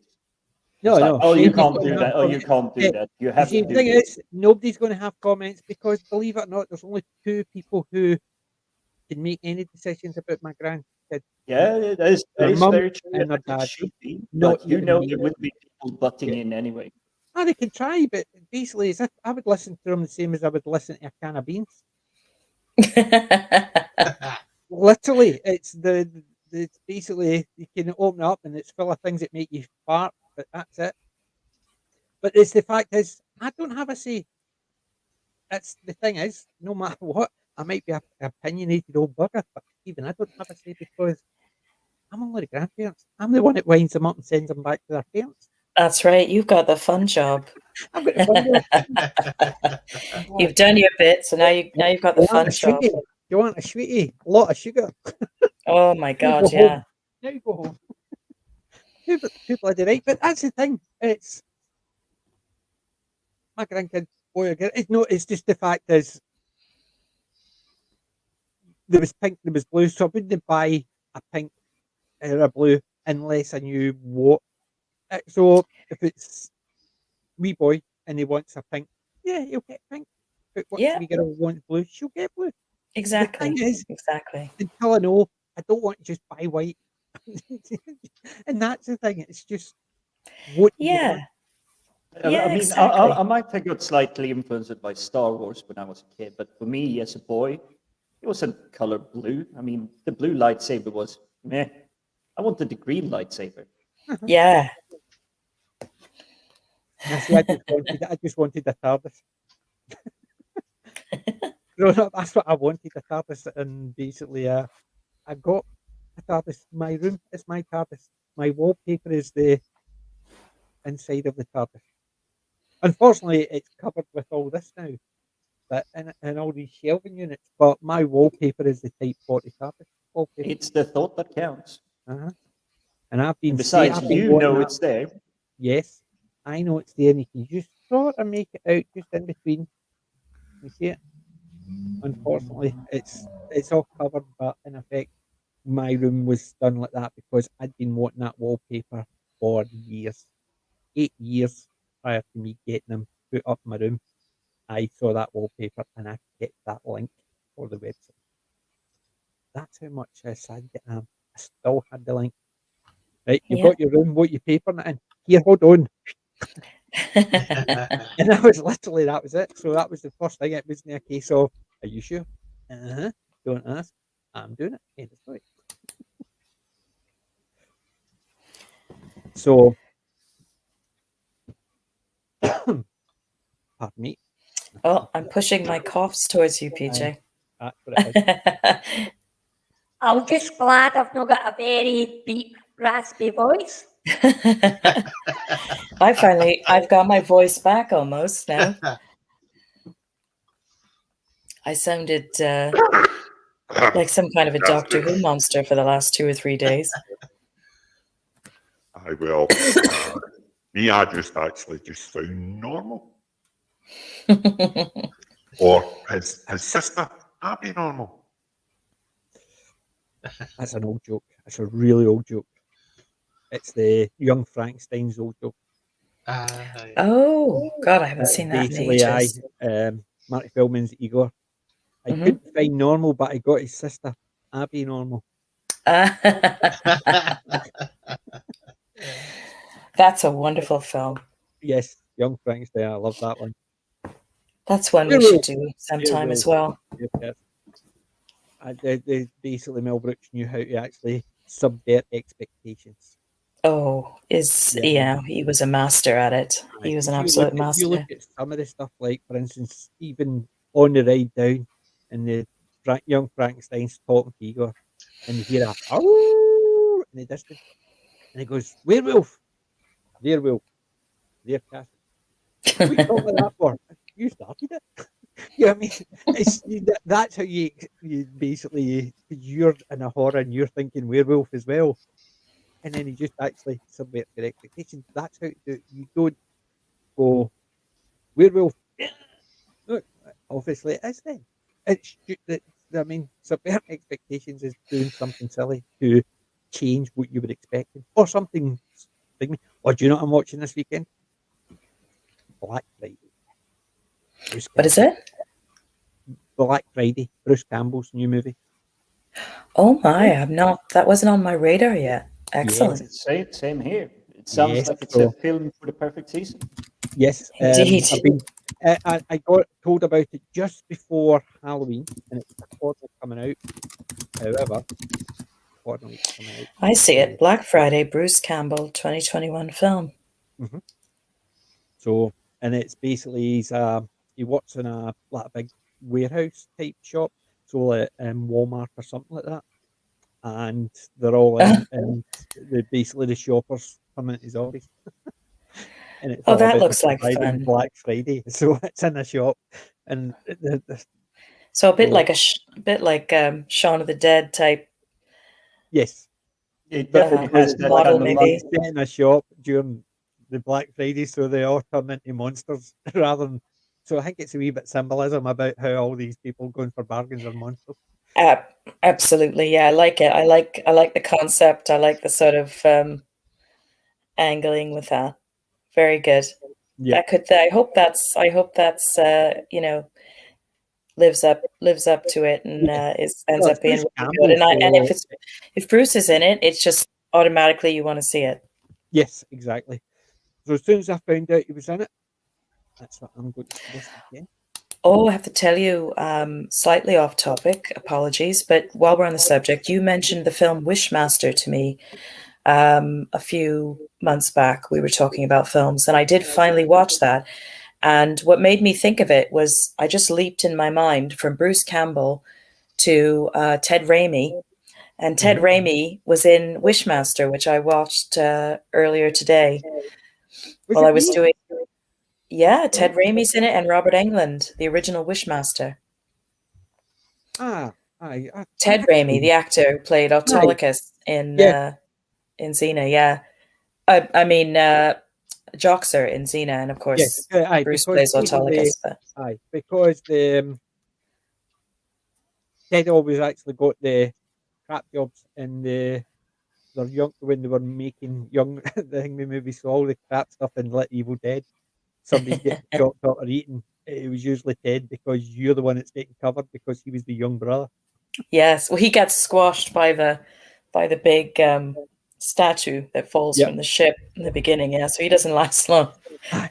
So he know that. So even if you see someone that you don't see their face getting slimed or chewed or something, it's usually him because he Yeah. always got those ones. And yes, Grand Moff Miranda, it is on Prime, and in fact, that's how I watched it this Yep. morning. I'll need to actually dig that back out again because no matter what, I'm still not watching Wheel of Time on Prime at all. Because that I do not blame you. Oh, I'm not surprised, PJ. it's look what it did to my shelf of my books. They're all clear. I used to laugh when people used to say watching this that unearthly the what was the Doctor Who one, the Timeless Unearthly Child. Child. Oh, Times. Oh, sorry, Times Child. The Timeless Child. When people said they watched that, I stopped watching all Doctor Who and I get rid of all my DVDs. And I thought, that's stupid. Just watch the classic then. And then I watched The Wheel of Time and the books went put away. Audiobooks were removed Really? from my phone Hmm. because every time Really? I was listening to audiobooks, I kept picturing them on that show. Yeah, Well, it's the same here. I was midway through audiobook 4, Uh-huh. and it's like I haven't had I don't want to start listening again because So I was the same halfway through audiobook 4 as well. And every time a name was mentioned or it was the character speaking, all I could picture was the ones on that TV show. So I always used to say, these people who say they can't watch classic Who because they all know where it leads to. And I'm sitting there thinking, right, fair enough, I haven't watched it, so I don't know. I've just heard people talk about it. And I thought, just watch the classic because you can use a split. Yeah. Until I watched that Wheel of Time, and then I could understand it because it literally I stopped wanting to even think about the books because every time I heard the character name or read about a character in it, all I do is picture the TV show. And It's a bit like what they tried to do with Terry Pratchett's. the watch. Oh my god! Yes, Oh, and no. we're big, massive Pratchett fans. Darren got me into it, but he was already a massive Pratchett fan. Every book. Oh, what a wonderful experience that must have been. I skipped work. I was literally working in Strathclyde Uni, and he was turning up. So I went down there for 8 o'clock, because he was signing from 9 o'clock. And I thought, get there, get early in the queue, get it signed, get to work, and just be a bit late because my bus. 10:30, I finally met him, But it was still worth it. and it was still worth it. And I basically, I just said, was talking to him, and I says, I want my favourite line of all. I could murder a curry. Oh, yes. So what he did was he drew a sigh. I could murder a curry. Terry. I thought, yes. Wonderful, wonderful. Yes. I bought Because Darren I've got that it. T-shirt. I've got the T-shirt. Yes, one of my Yeah. favorites. Yes, directly from the official shop. Yeah, I love Um, Terry stuff. yeah, I wasn't as keen on the Long Earth stuff. Wasn't as keen I've on not that. read it. Um, I've got and I some read of those. Yeah, what went was bought what me was the some. other one? Nation. Was it Nation? It was the one about the boy in the island. I think it was Nation or something like that. That was okay, but it just wasn't the same. It wasn't Terry's thing. I think his Discworld stuff is the bomb, as it were. But I saw a bit about the watch and I saw clips of it and I thought it was the biggest load of junk. I wouldn't even bring myself to watch it after seeing a clip. Whereas the Wheel of Time, the clip looked really good. There was a couple of Ah, problems right. with it. I thought the characters, although they aged them up, it looked the way they were talking about them and the way they acted in the Right. trailer. It actually gave me a bit more hope until I saw it. It's a You big silly problem. boy. This Yes, is not this is not the generation of hope. yes. This is not the show you're looking for. No, no. Well, I hope that certainly goes from your mind as it should, and it doesn't Yeah. perpetually spoil anything to do with that The biggest wonderful. problem is Jim and I I know have how much actually that agreed. means to you. uh, Yeah. The biggest problem is Jim and I have agreed to actually review season one, episode by episode. The thing is, they did the first 3 episodes. Jim watched them. It took me 3 hours to get through the first episode because I kept stopping it going. Yeah, Go I back up. treated it like a band-aid. I just ripped it all off all in one Uh, go. So I've only watched the one episode because it took me 3 hours. The first minute I had to switch it off. That's a load of crap. They're not doing that. That's not right. That's not what they said in the books. Play. Stop. That's what went on. That's all I kept doing because the first part they effectively turned around and says, men are to blame for everything. Oh, That's not Where what they did that think. come And then from? later on, they actually turn around and they've got a man who can channel it and say, every time you touch it, you make it filthy. And I'm sitting there thinking, the male half and the female half of the source are completely different. The women can't touch the male side, and the men can't touch the female side. So they're implying it is all just one, dear, and dear, every time a dear. man touches it, it makes it dirty. And you're But thinking, these Be guys avoiding have that. got zero clue. sorry to do a little bit. It isn't exactly spoilers, but Well, you the can't three spoil, you episodes can't I've seen, spoil rotten milk. exactly. But the three main characters from the book, I have no clue why they're joining the adventure. Yeah, exactly. They have no reason in the TV show to be there at all. Yeah. Do you And know it's the the reason the three boys boys. were in it? One of them, who wasn't married, they were all meant to be about 15, 16 in the book. They've aged them up. Two of the characters have a sexual relationship, and that basically changes the whole dynamic from what happened in the book because it was all about young love and how they had fallen out of love and but they still didn't want to hurt each other. So that basically changed that. One of them was married and he kills his wife No, by accident. I And don't it get what basically, they people are say, skipping the part. He yeah, was not only married, he was an expectant father. he was an expectant father and his wife was the blacksmith and he was her assistant.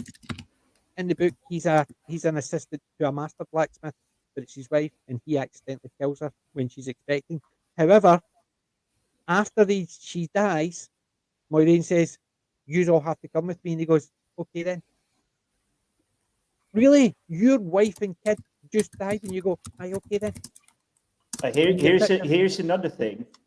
They keep talking about the dragon, but it has so far in the 3 episodes not been explained.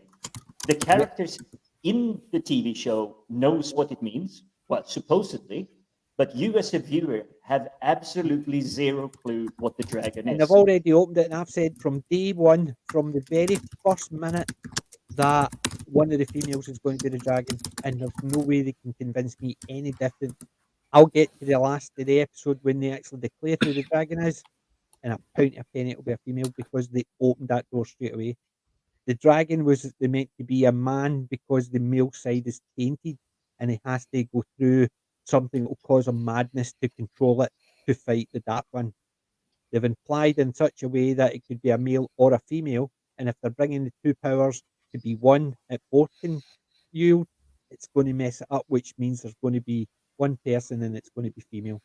Because male It's gonna kill so many storylines. I mean, they've Yeah. already killed about 10 threads already, but if they're gonna make one of the ladies the dragon, what's gonna happen to the story arc that lady was actually going to go on, which is almost equal and rivaling the Oh, God, dragon yes. in the end? I think that's who's going to be, but yes. Lucy Lawless, I love her. She's Love just it, Lucy Lawless. superb. I love Yeah. Xena and I love Hercules. I'm glad they actually used Lucy Lawless, even though she'd been in a couple of episodes earlier as a different character. Yeah, I think the first time you saw her in it, and she that's played true. a It's different not character, actually. she wasn't very memorable. But once she got the Xena part, she was superb. She was brilliant. And Uh-huh. that's one of my. I mean, Darren wonderfully bought me the set, and quite a few years ago now, and I treasure it because that is one of those shows where no matter what kind of a mood you're in, you put it on and you're just instantly, transported, and it's just one of my happy places. Yeah, That's definitely a I show love that's my happy Hercules, place. I love Xena, and I love Andromeda. I know a lot of people don't like Kevin Sorbo, but I think he's actually really good. I Andromeda, actually I think love. he's fairly fun. Andromeda, I enjoyed. I loved Hercules. Yeah. Those kind of cheeky things. I've even seen him in a really bizarre horror, like slasher stalker film. I can't for the life of me remember the name, but it was the funniest thing ever. So it's like mid-stalk scene, he's about to kill, and suddenly he just burst out in kind of a ramble. And I was just sitting there, what am I watching? It's really entertaining. It's not good, but it was absolutely entertaining, and I just loved it. It's probably the worst horror film ever made, but it was still good fun. Oh, there's a lot of really bad horror movies ever made. Look at the one, Plan 9 from Outer Space. Oh The one God, where yeah. Bela Lugosi died, and they didn't get somebody that looked like him. So the guy was walking about like that the whole time, pretending to be Bela Lugosi because they had to finish the film. The guy Oh was something like goodness. 6'2" and dead skinny, whereas Bela Lugosi was quite small and quite chunky. And the guy's walking about like that to hide his face, and they basically didn't even look the same height. So yeah, there is some really bad horror, Yeah. but there is some fun horror Oh movies. yeah. Bela Lugosi, the Old Mother Riley with Bela Lugosi in it, is Old Mother Riley meets the vampire. I can't say I've seen that one. Oh, I picked up the Old Mother Riley movies, and Bela Lugosi's in one. Old Mother Riley meets the vampire.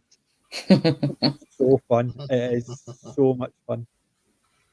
So it is. All these women that are disappearing, and it's a vampire. And Bela Lugosi.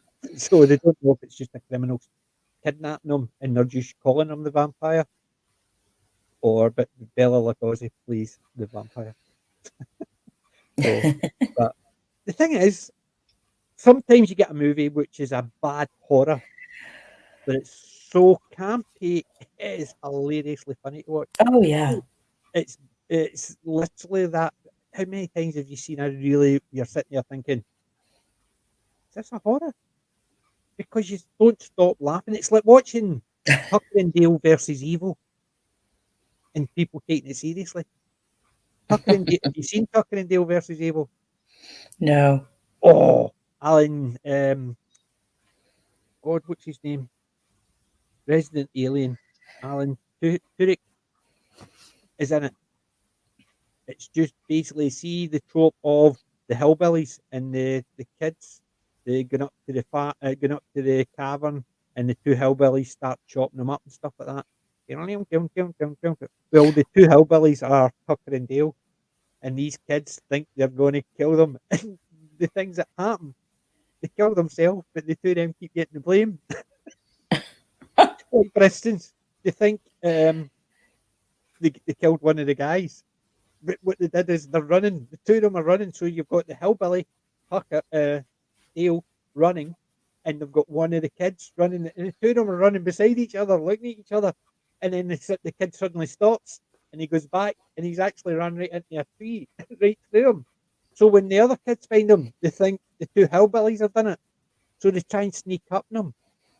So Tucker's actually loading wood into a wood chipper, and as the guy runs up to jump him, he bends down to pick a bit of wood up. He jumps right in. So the two hillbillies think the kids are committing suicide in the most horrible way.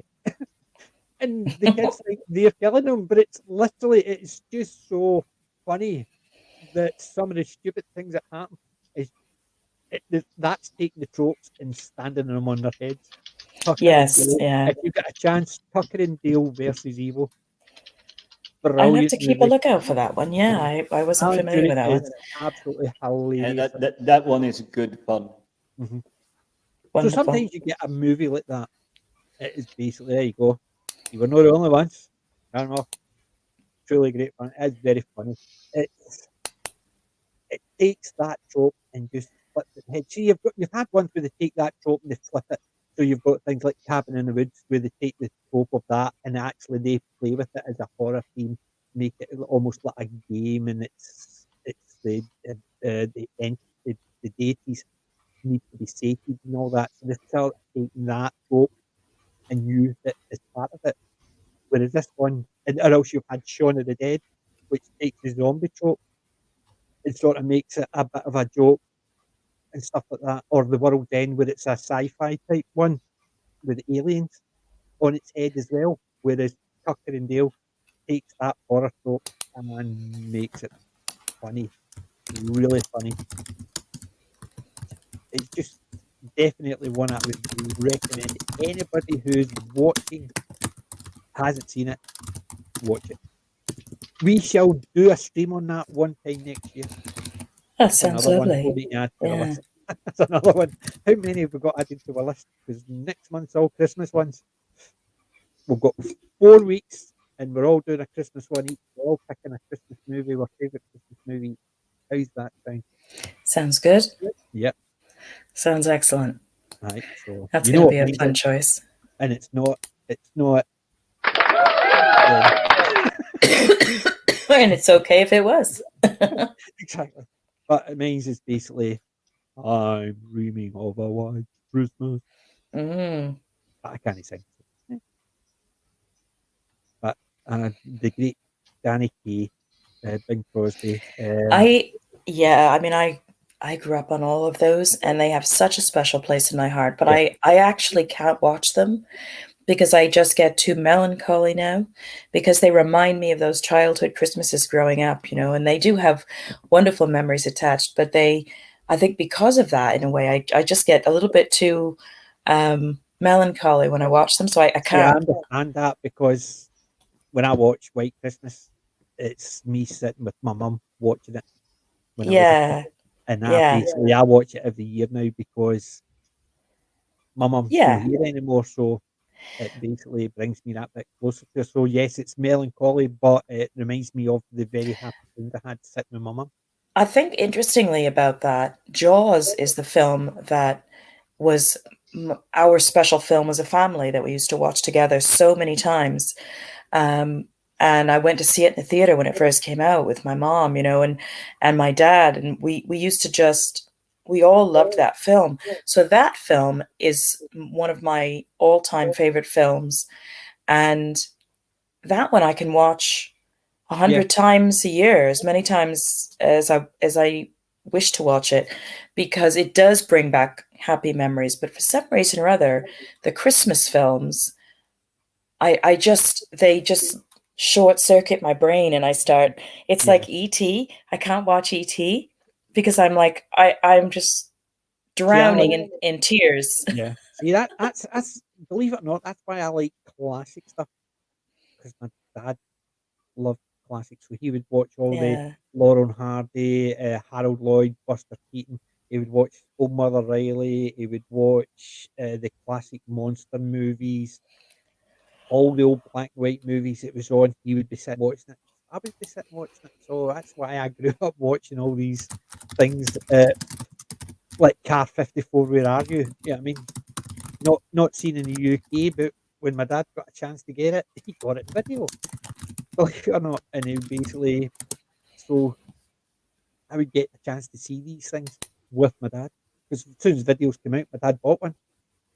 And basically, videos every night. We would come back with 3 or 4 videos. That's all we would sit and do and sit and watch them. It was the old movies. So, and then when it's just that it's every time I watch a good old Laurel and Hardy or Buster Keaton or Harold Lloyd, it's a Saturday morning sitting with my dad watching the TV, and it's that kind of thing. So that's, I suppose, it's the only memories I've got now. Yes, and as Sadako mentioned in the chat, I'm the same. Christmas movies just make me sad. I can't unless it's like unless it's like a comedy. I like Elf. That is a funny film. I also like the black comedies like Bad Santa.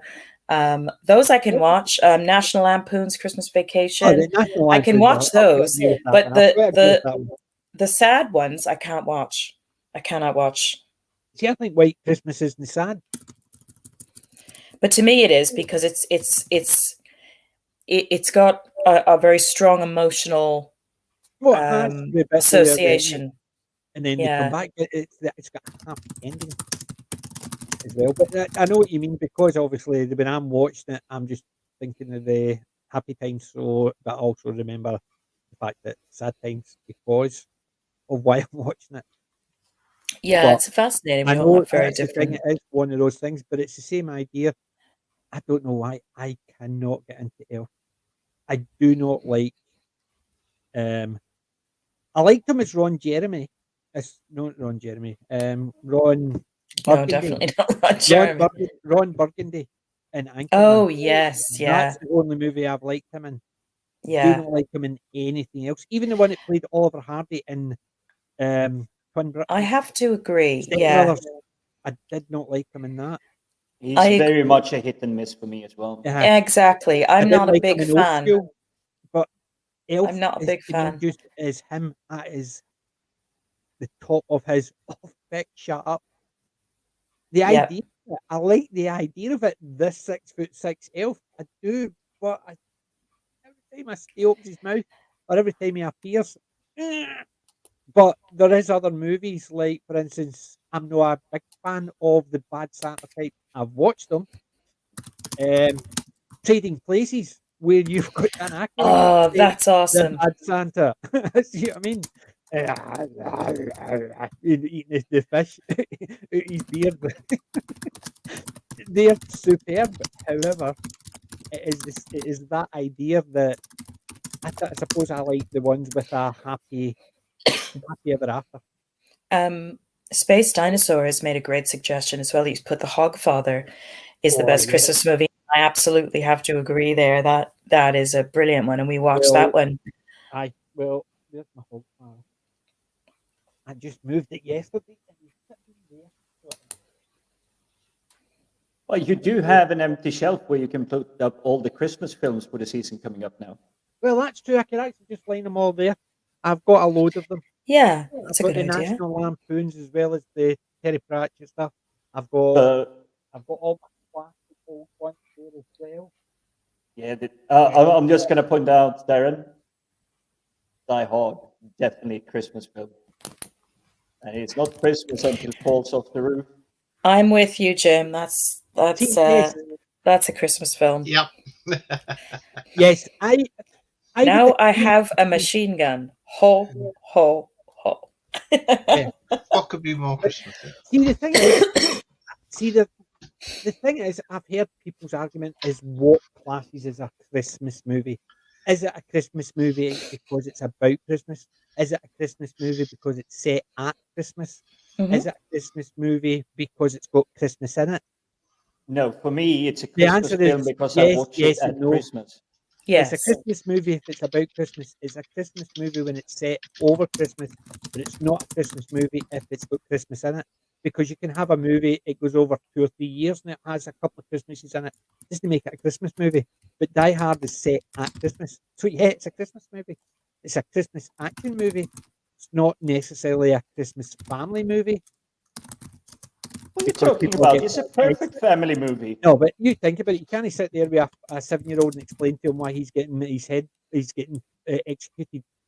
Yeah, I mean, I'm things sure like the that. 7-year-old kid, in me But at least, that would like be. yeah, Yeah, but go the thing is, you can imagine that we're not talking about nerds and geeks. We're talking about the normie. So you imagine let's go and sit and watch a Christmas movie. Mum, why did he put him in his head and actually shoot him in the back of the head for Christmas?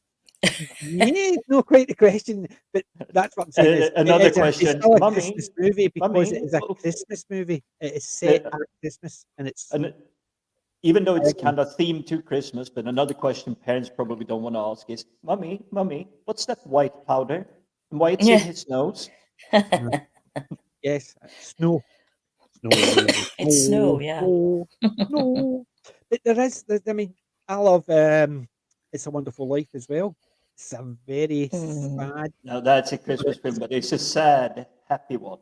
It is a sad and happy one, but it has got such a downward spiral before it Yeah. picks up See, again. with those, I'm out. I'm right out the gate. I'm out. Well, No we'll way. do it. Apart from White Christmas, which I must admit is always going to be my number one Christmas pick, we will pick nice cheery ones. Even if I just Yes. do White Christmas on my third, I will. But yeah, So that has Yes, a apologies. another Christmas film. we've got I get like really badly emotionally triggered by the sad, anything really sad anyway. But there Yeah. are some sad films that I can watch, oddly, and yet others that I absolutely can't. I can't go near them. I mean, anything to do with even a cartoon, remember the old fashioned, Christmas claymation stories like yes, more. even Rudolph the Red-Nosed Reindeer. Those were I loved that so much when I was a child. Frosty the Snowman was an animated cartoon film that was on every year. And every time Frosty melted away at the end of the season, and, I was like ready for therapy after. So after a while, I just couldn't watch it anymore. Yeah, well, there's only one I'm not really keen in watching, and that is I'm flying through the air. What was really that? the snowman. Which one? That animated the snowman. Frosty. No, it's not Or no that one with Burl Batman. Ives played. I No, think it was Burl the Ives. snowman. It was basically it's the one you saw in every Christmas. They even did an Iron Brew advert with the snowman. Yeah, anything like that, I'm out because Yeah. Yeah, it was They had an it on animation. Young Yeah, boy befriends a snowman. That's Oh the my one. God, yeah, That's no the one way. they have the song, We're flying through the air. and it is basically my wife's favourite Christmas. So The it's song, Aw. seen as the quietly. song made famous by Alan Jones back in the 80s. Yes, that's the one, and that's my wife's favourite one. Oh, I like that when There you. is a heavy metal symphonic band from Finland has done a really lovely operatic cover of that one. Do you know what one we need to do? Santa's Husband. Let's take a pass on that. Yeah.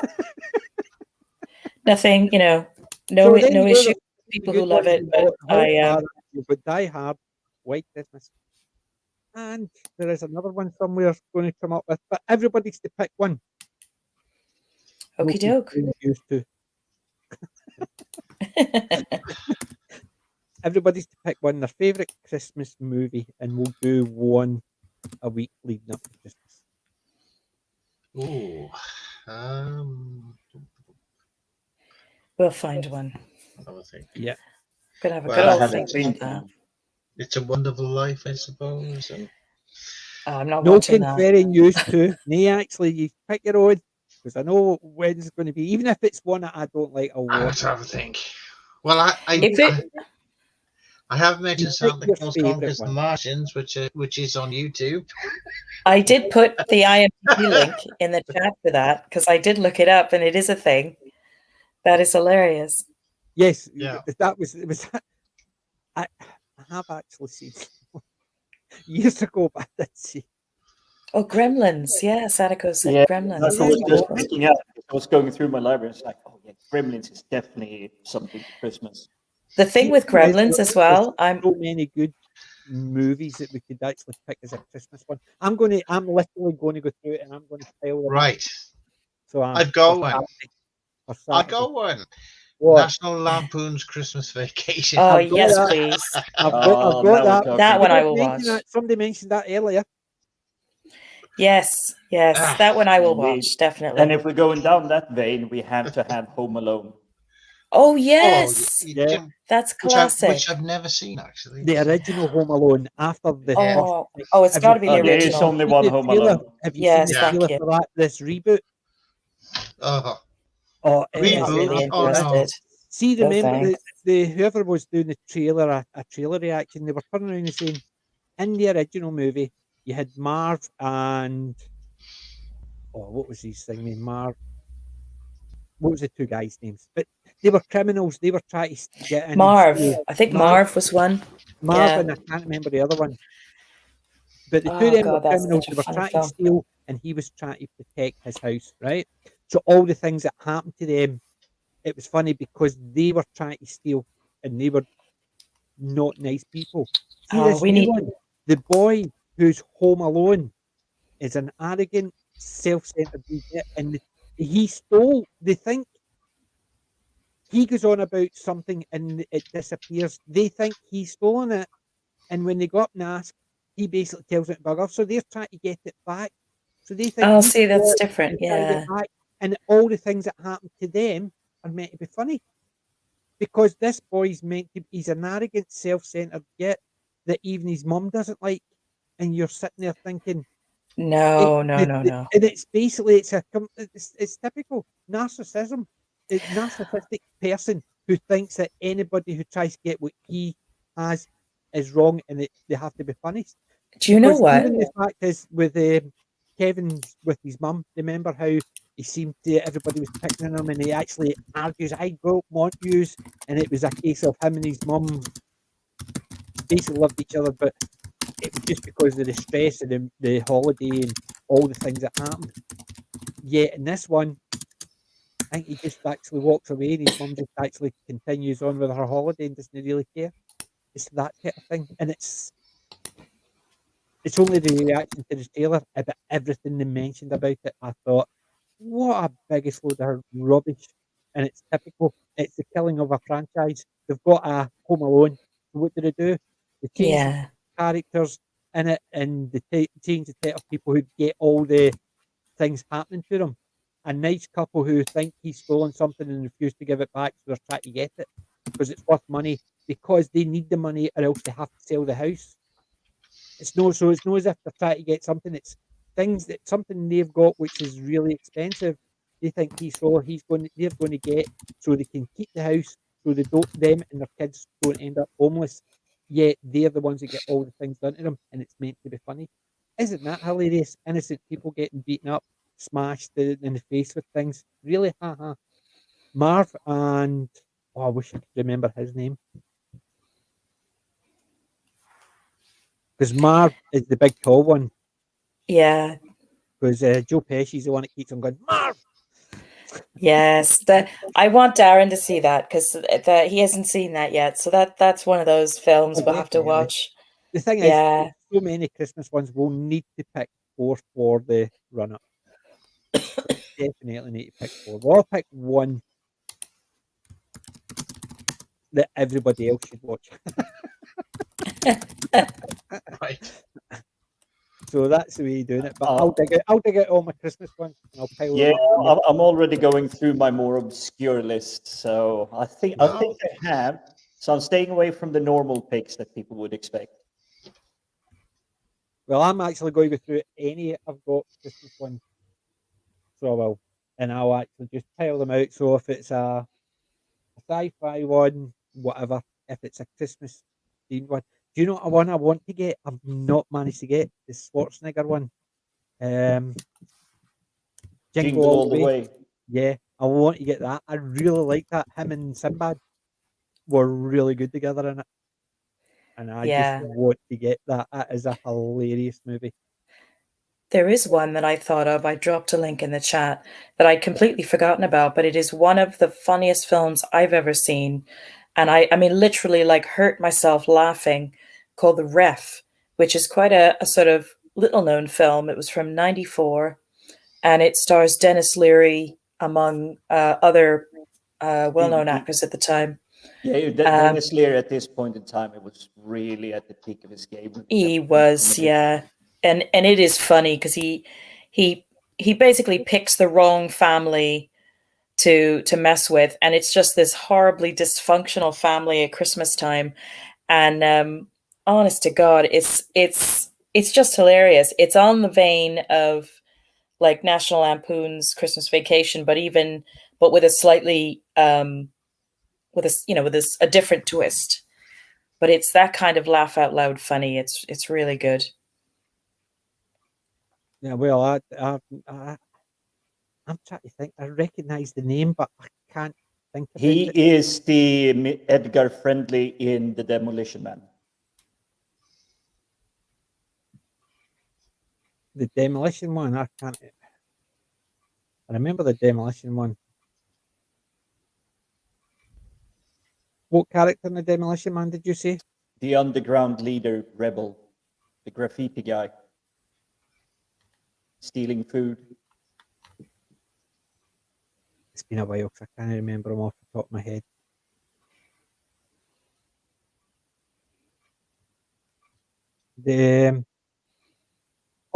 That he's a stand-up comedian. Yes, he Yes. is. Yeah, I do know what one you're talking about. It is funny. He's the perfect temperament for the Yes, character that he plays in that film.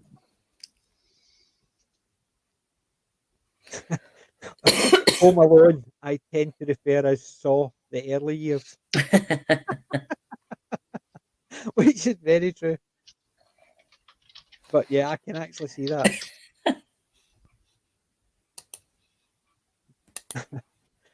No, that is, I can't unsee that. An evil mister. It's terrible. But that's what we'll do for the next few weeks, weekends. So this weekend's the last Saturday in November. So what are we doing for Saturday? What are we doing for Saturday?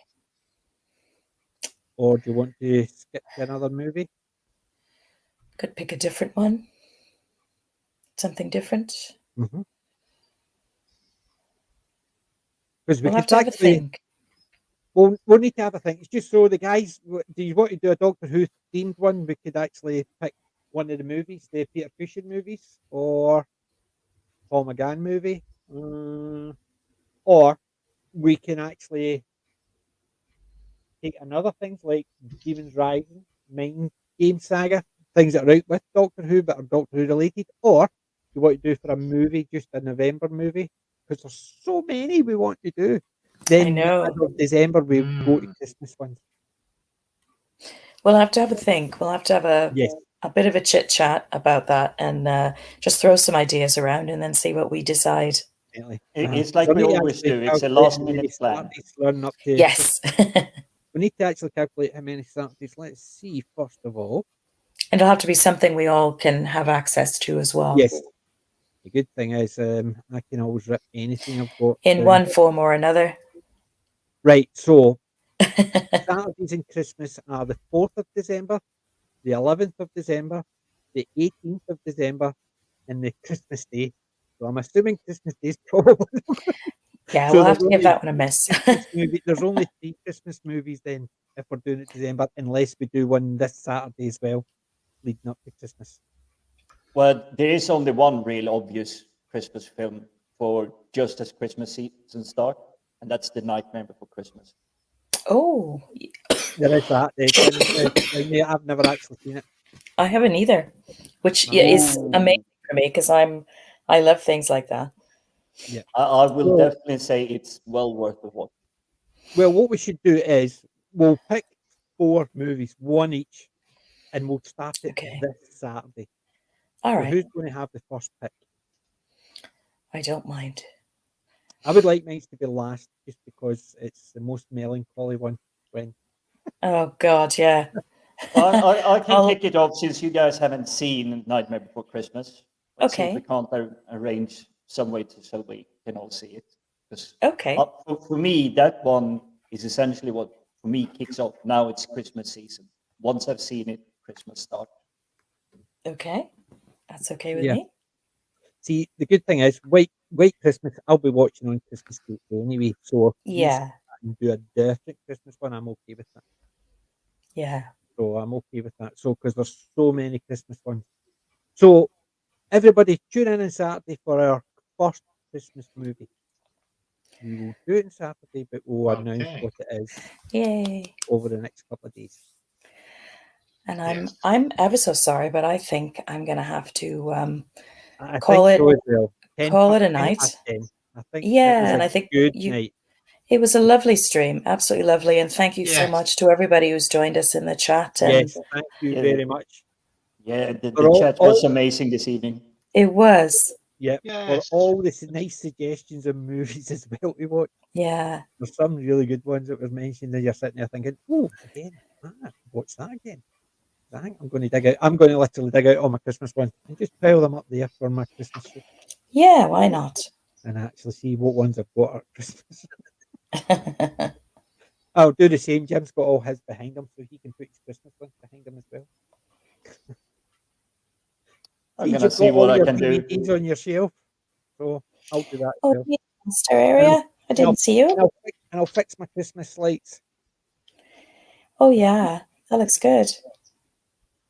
They're only literally, they don't flash, they just me, but I'll need to fix them because obviously I just packed them up just initially. And that, We done we have properly. to put in some extremely complicated plans to put lights up here because we have a little fiend here called Captain Chaos, Yes. a little That's why four-legged feline. Yeah. Why do you who, think mines are here and they're not here? Because my two dogs sit here on the Yeah. front of my keyboard.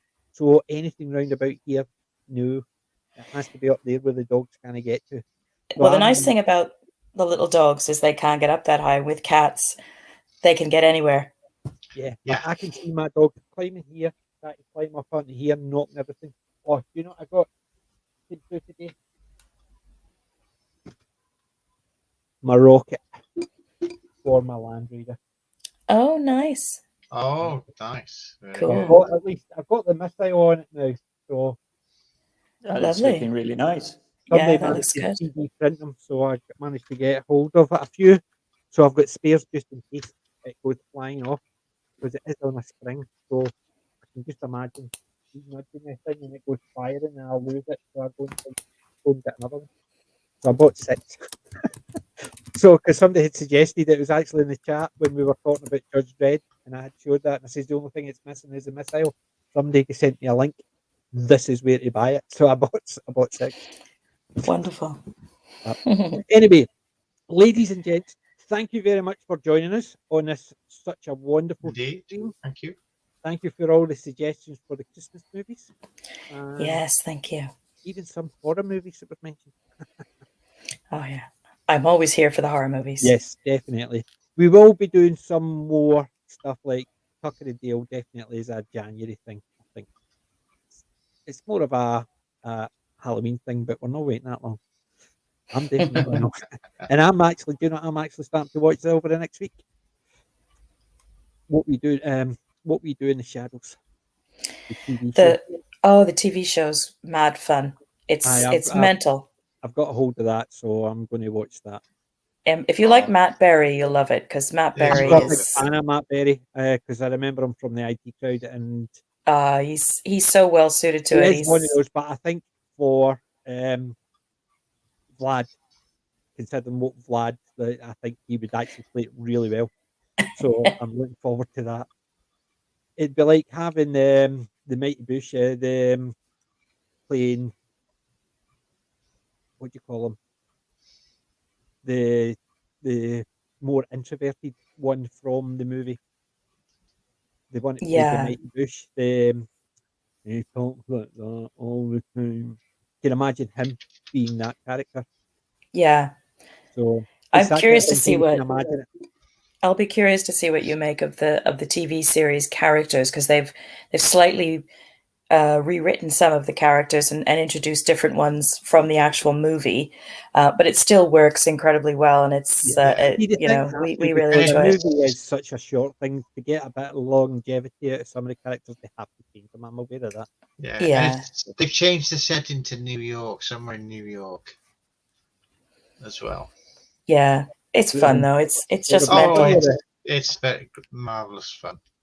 Good. I'm looking forward to it. So that's what I'm going to be watching, because I finished The Ranch. So I'm looking for another one that I can just put on half hour here and there. Yeah, that's Because good for obviously that. Yeah. work-wise and stuff like that, and it's ideal. So speak to you tomorrow, and ladies All and right gents, then. Okay, we've come up with some ideas. definitely. So Jim, Wonderful. Gwen, and Darren, thank you for coming on. Thank you. Thanks, Pleasure as PJ. always. Ladies Right. and gents, remember, I ain't old. I'm classic, no matter what people say. So PJ maybe out. Good night. Good night.